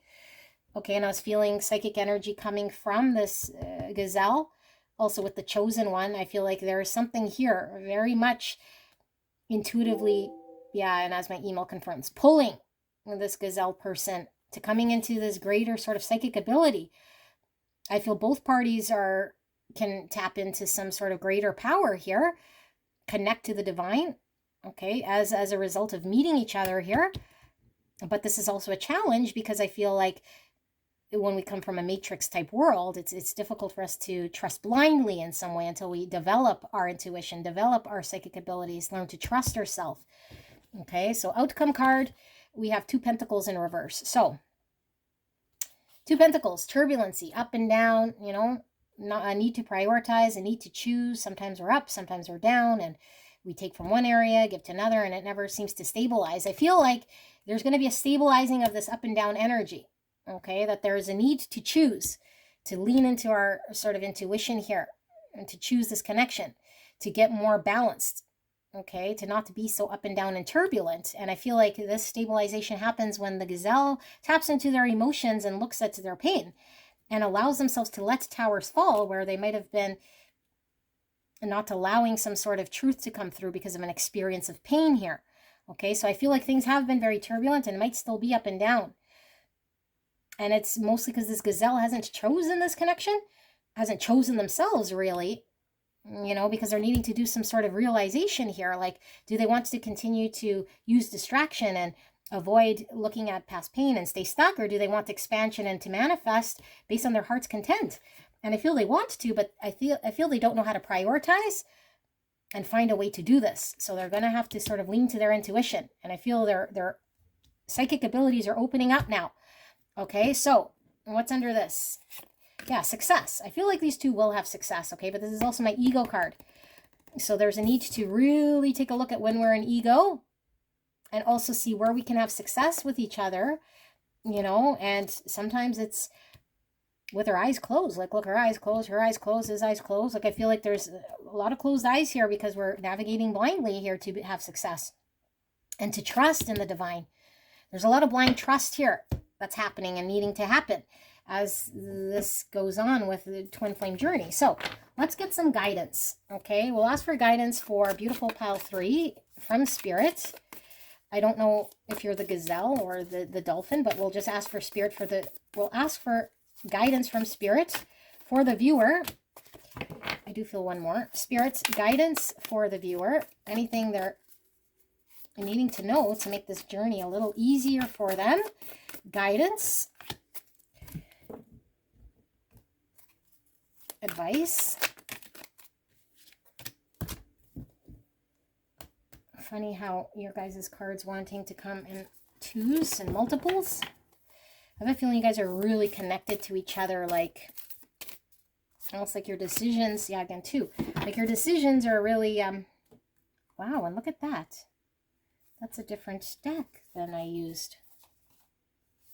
Wow, it was this deck. I guess I pulled the 2 cards, but they were the 2 cards that I pulled out. That's very, very interesting. Now I feel like pulling one of these, or 2, however come out. But yeah, I feel like, I don't know, like your guys' decisions are really pulled from each other in some way here. Like, there's 3 of those. Yeah, I don't know, like, you guys really impact each other with the decisions you guys make, you know? So all this journey is about self and being independent self and working through things on our own. I feel like your guys' decisions and how you guys are tied are really connected with each other in some way here, like really connected. Okay, so 61 or the number 7. 7 is about faith, wisdom, reflection, understanding. It's also chariot energy, which is having success, forward movement. Turkey Spirit, give with gratitude and grace. So I do feel like there is a very blessed energy here. You know, I'm also getting family here from the turkey. So I feel like there's a need for this gazelle person to work through family stuff. Again, with the tree, I was feeling family, you know. Could be ancestral wounds and how they, I don't know, have a connection with their mother or their upbringing or parental thing here that impacts their divine feminine energy that's causing some sort of addiction or some sort of thing here that has a hold of them. But I feel with this give gratitude and grace, I feel both parties are very blessed to have the presence of each other here. And I do feel there's a soul family tie here with both of these, like they're soul family. Okay, give with gratitude, grace. Stag Spirit, take the lead, 58. So both parties, okay, this was in the subconscious in reverse. This is all about not taking the lead. This is about being dependent on circumstances and things and not feeling like we could stand on our own and have the confidence. This is the opposite. So I feel like for both parties, this is being reflected. The dolphin person needs to take the lead in their own life, okay? Like not be hanging around waiting for this gazelle person to figure out their situation, you know, detach from anything in their matrix world that makes them feel like they have to depend on it so that they can stand on their own and be successful here without this gazelle person, and the gazelle person has to take the lead in their regards to their life. I feel like they're at the mercy right now of circumstance, you know, like distraction, the turbulency, not being able to make decisions because they're kind of hesitant here and very blocked by passing pains and upkeeping some sort of thing here, because the pain would be too much to bear if they come into some sort of truth. So they're being asked to take the lead in their own life, make changes in their own life. Okay, surrender to trust. Yes, trust yourself and your decisions. Don't be swayed by other people's strong opinions about what you do. Take action, take the lead, and be confident that you have chosen the right path. So both are working on confidence in the decisions they make, you know, and this gazelle person could certainly have like an inner voice that has been instilled by a parental figure or an ancestor. Either they're not good enough or they can't rely on their own decisions. You know, there's something here that this person isn't fully trusting themselves and the authenticity that they were getting here to really lean into their trust. And I feel like this has been a big lesson here for the dolphin person, was to trust, you know, in the divine and their own decisions. I feel like this has been something the dolphin person has been working on. Surrender to receiving support and love. Support was right here. Okay, and I feel like the dolphin person has been supporting this gazelle as best they can without sacrificing self and still finding strength in self. But I feel like this gazelle person might be, again, having to work on the divine feminine, which is, how do I receive love? How can I say that I'm suffering? Or how can I communicate about the challenges I'm having? You know, allow the love and support of others in, rather than trying to handle everything yourself. This can take the pressure off and simultaneously nurture you. Okay, so I feel like this gazelle person needs to be nurtured in some way. And we saw the kangaroo here. So I feel like this person has been nurturing this person, however they're connected. But I do feel like this gazelle person needs to allow themselves to be more open, because I don't feel they've been completely authentic and upfront to this dolphin person, you know, in regards to what they're battling here. God sustains me as I turn every day over to God. My worries ease and my resistance softens. In the arms of God's love, I find inner peace, even in challenging times. Today, my faith provides me with great strength. I welcome all that comes my way, knowing that the love of God sustains me. Yes, so this is this high priestess, you know, this trust. Surrender to trust. Okay, so I feel like any challenge that we might be facing in the matrix world, we give it up to God, and we allow ourselves to sort of embrace truths and allow ourselves to work with the divine here. Return to the inner temple. Oh my goodness. Today I rediscover my inner self in sacred silence. This is the inner temple in which I am able to calmly study the lessons life has provided me. This is all about the lessons, okay? Here I regain my sense of tranquility. I retrieve my trust in the universe. Bathed in the light of my inner temple, I now remember the value of each and every step of my life. Wow. Powerful. Vitality. I am a being of light. I accept the divine energy in my body, and every one of my cells regenerates. I feel like, again, with the Fitbit kept coming through, and your twin could certainly wear a Fitbit, or you can, or I don't know. Something about, it could just be a metaphor, okay? Physical health. I feel like this gazelle person, again, because when we have substances or addictions or something here with their body, I feel like needs to regenerate in a physical way here, is getting in the way of this person's physical sort of well-being, you know.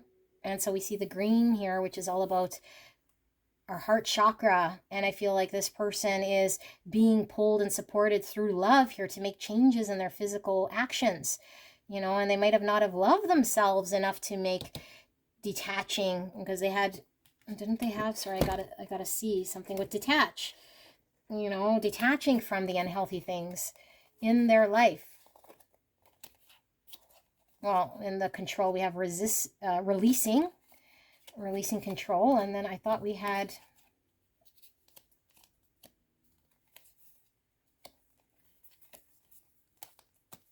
something about detaching. I might be dreaming.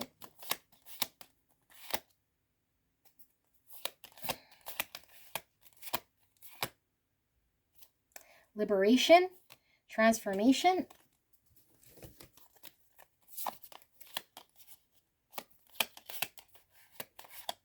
adventure. Okay, I don't know, maybe I'm dreaming here, but I do feel like this person is having to work with the detaching from the physical pull that's holding them. And I'm surprised we didn't see devil coming through, but I do feel like there's something physically impacting this person. And so the love, the authentic love that we start to feel for our twin ignites something within us to make us see our own value, you know, make us actually see some sort of truth or how we've been living our life, embracing some sort of truth. Yeah, acceptance. That's what this is. I accept every step that life presents me without resistance. Okay, there was a hesitancy here with that gazelle. I try to find out what the universe is trying to teach me so that I can grow. Okay, the universe is trying to communicate through downloads so I can grow, so I can have expansion, so I can manifest something worthwhile here. Thus, I advance in freedom on the path of light. Yes, on the path of light. And this twin got fast track to ascension. Okay, the path of light. And I feel this twin is going to get ignited into this sort of awakening. Okay, and that can certainly be why the tower is in reverse here. There's like this need to still trigger this awakening within this gazelle person. Choice. That was the Two of Pentacles. I choose serenity, light, and positive energy. No matter what I go through, I choose happiness. I rise above fear and direct my thoughts to God. So I think this person needs to make better decisions, especially when it comes to their physical well-being, their addictions, which have nothing to do with this dolphin person, and everything to do with the trauma and the pain and the hanging on to memories and past things that have happened in this gazelle's life or past life that are blocking this person's actions, keeping them stuck, dedicating themselves to unhealthy thing here, you know, which has caused a lot of turbulency. So I feel like the gazelle person is coming into some awareness of they have decision to make better choices, you know, and this is because of the love and the support from this dolphin person. Although this dolphin person needs to know how to maintain trust in God, in the divine, in themselves in order to navigate blindly here. But I feel like this person is kind of, yeah, like really sort of experienced here based on what they've gone through, you know. And so despite there not being a coming together or so things not manifesting or moving forward, there has to be gratitude in connecting with a light energy here from within and taking the lead in our own life so that things can change. Okay. Pile 3, beautiful readings today. I love your reading. I hope this resonated for you guys. Leave a comment. I like to know where you're at in your journey, and I will see you soon. Bye-bye.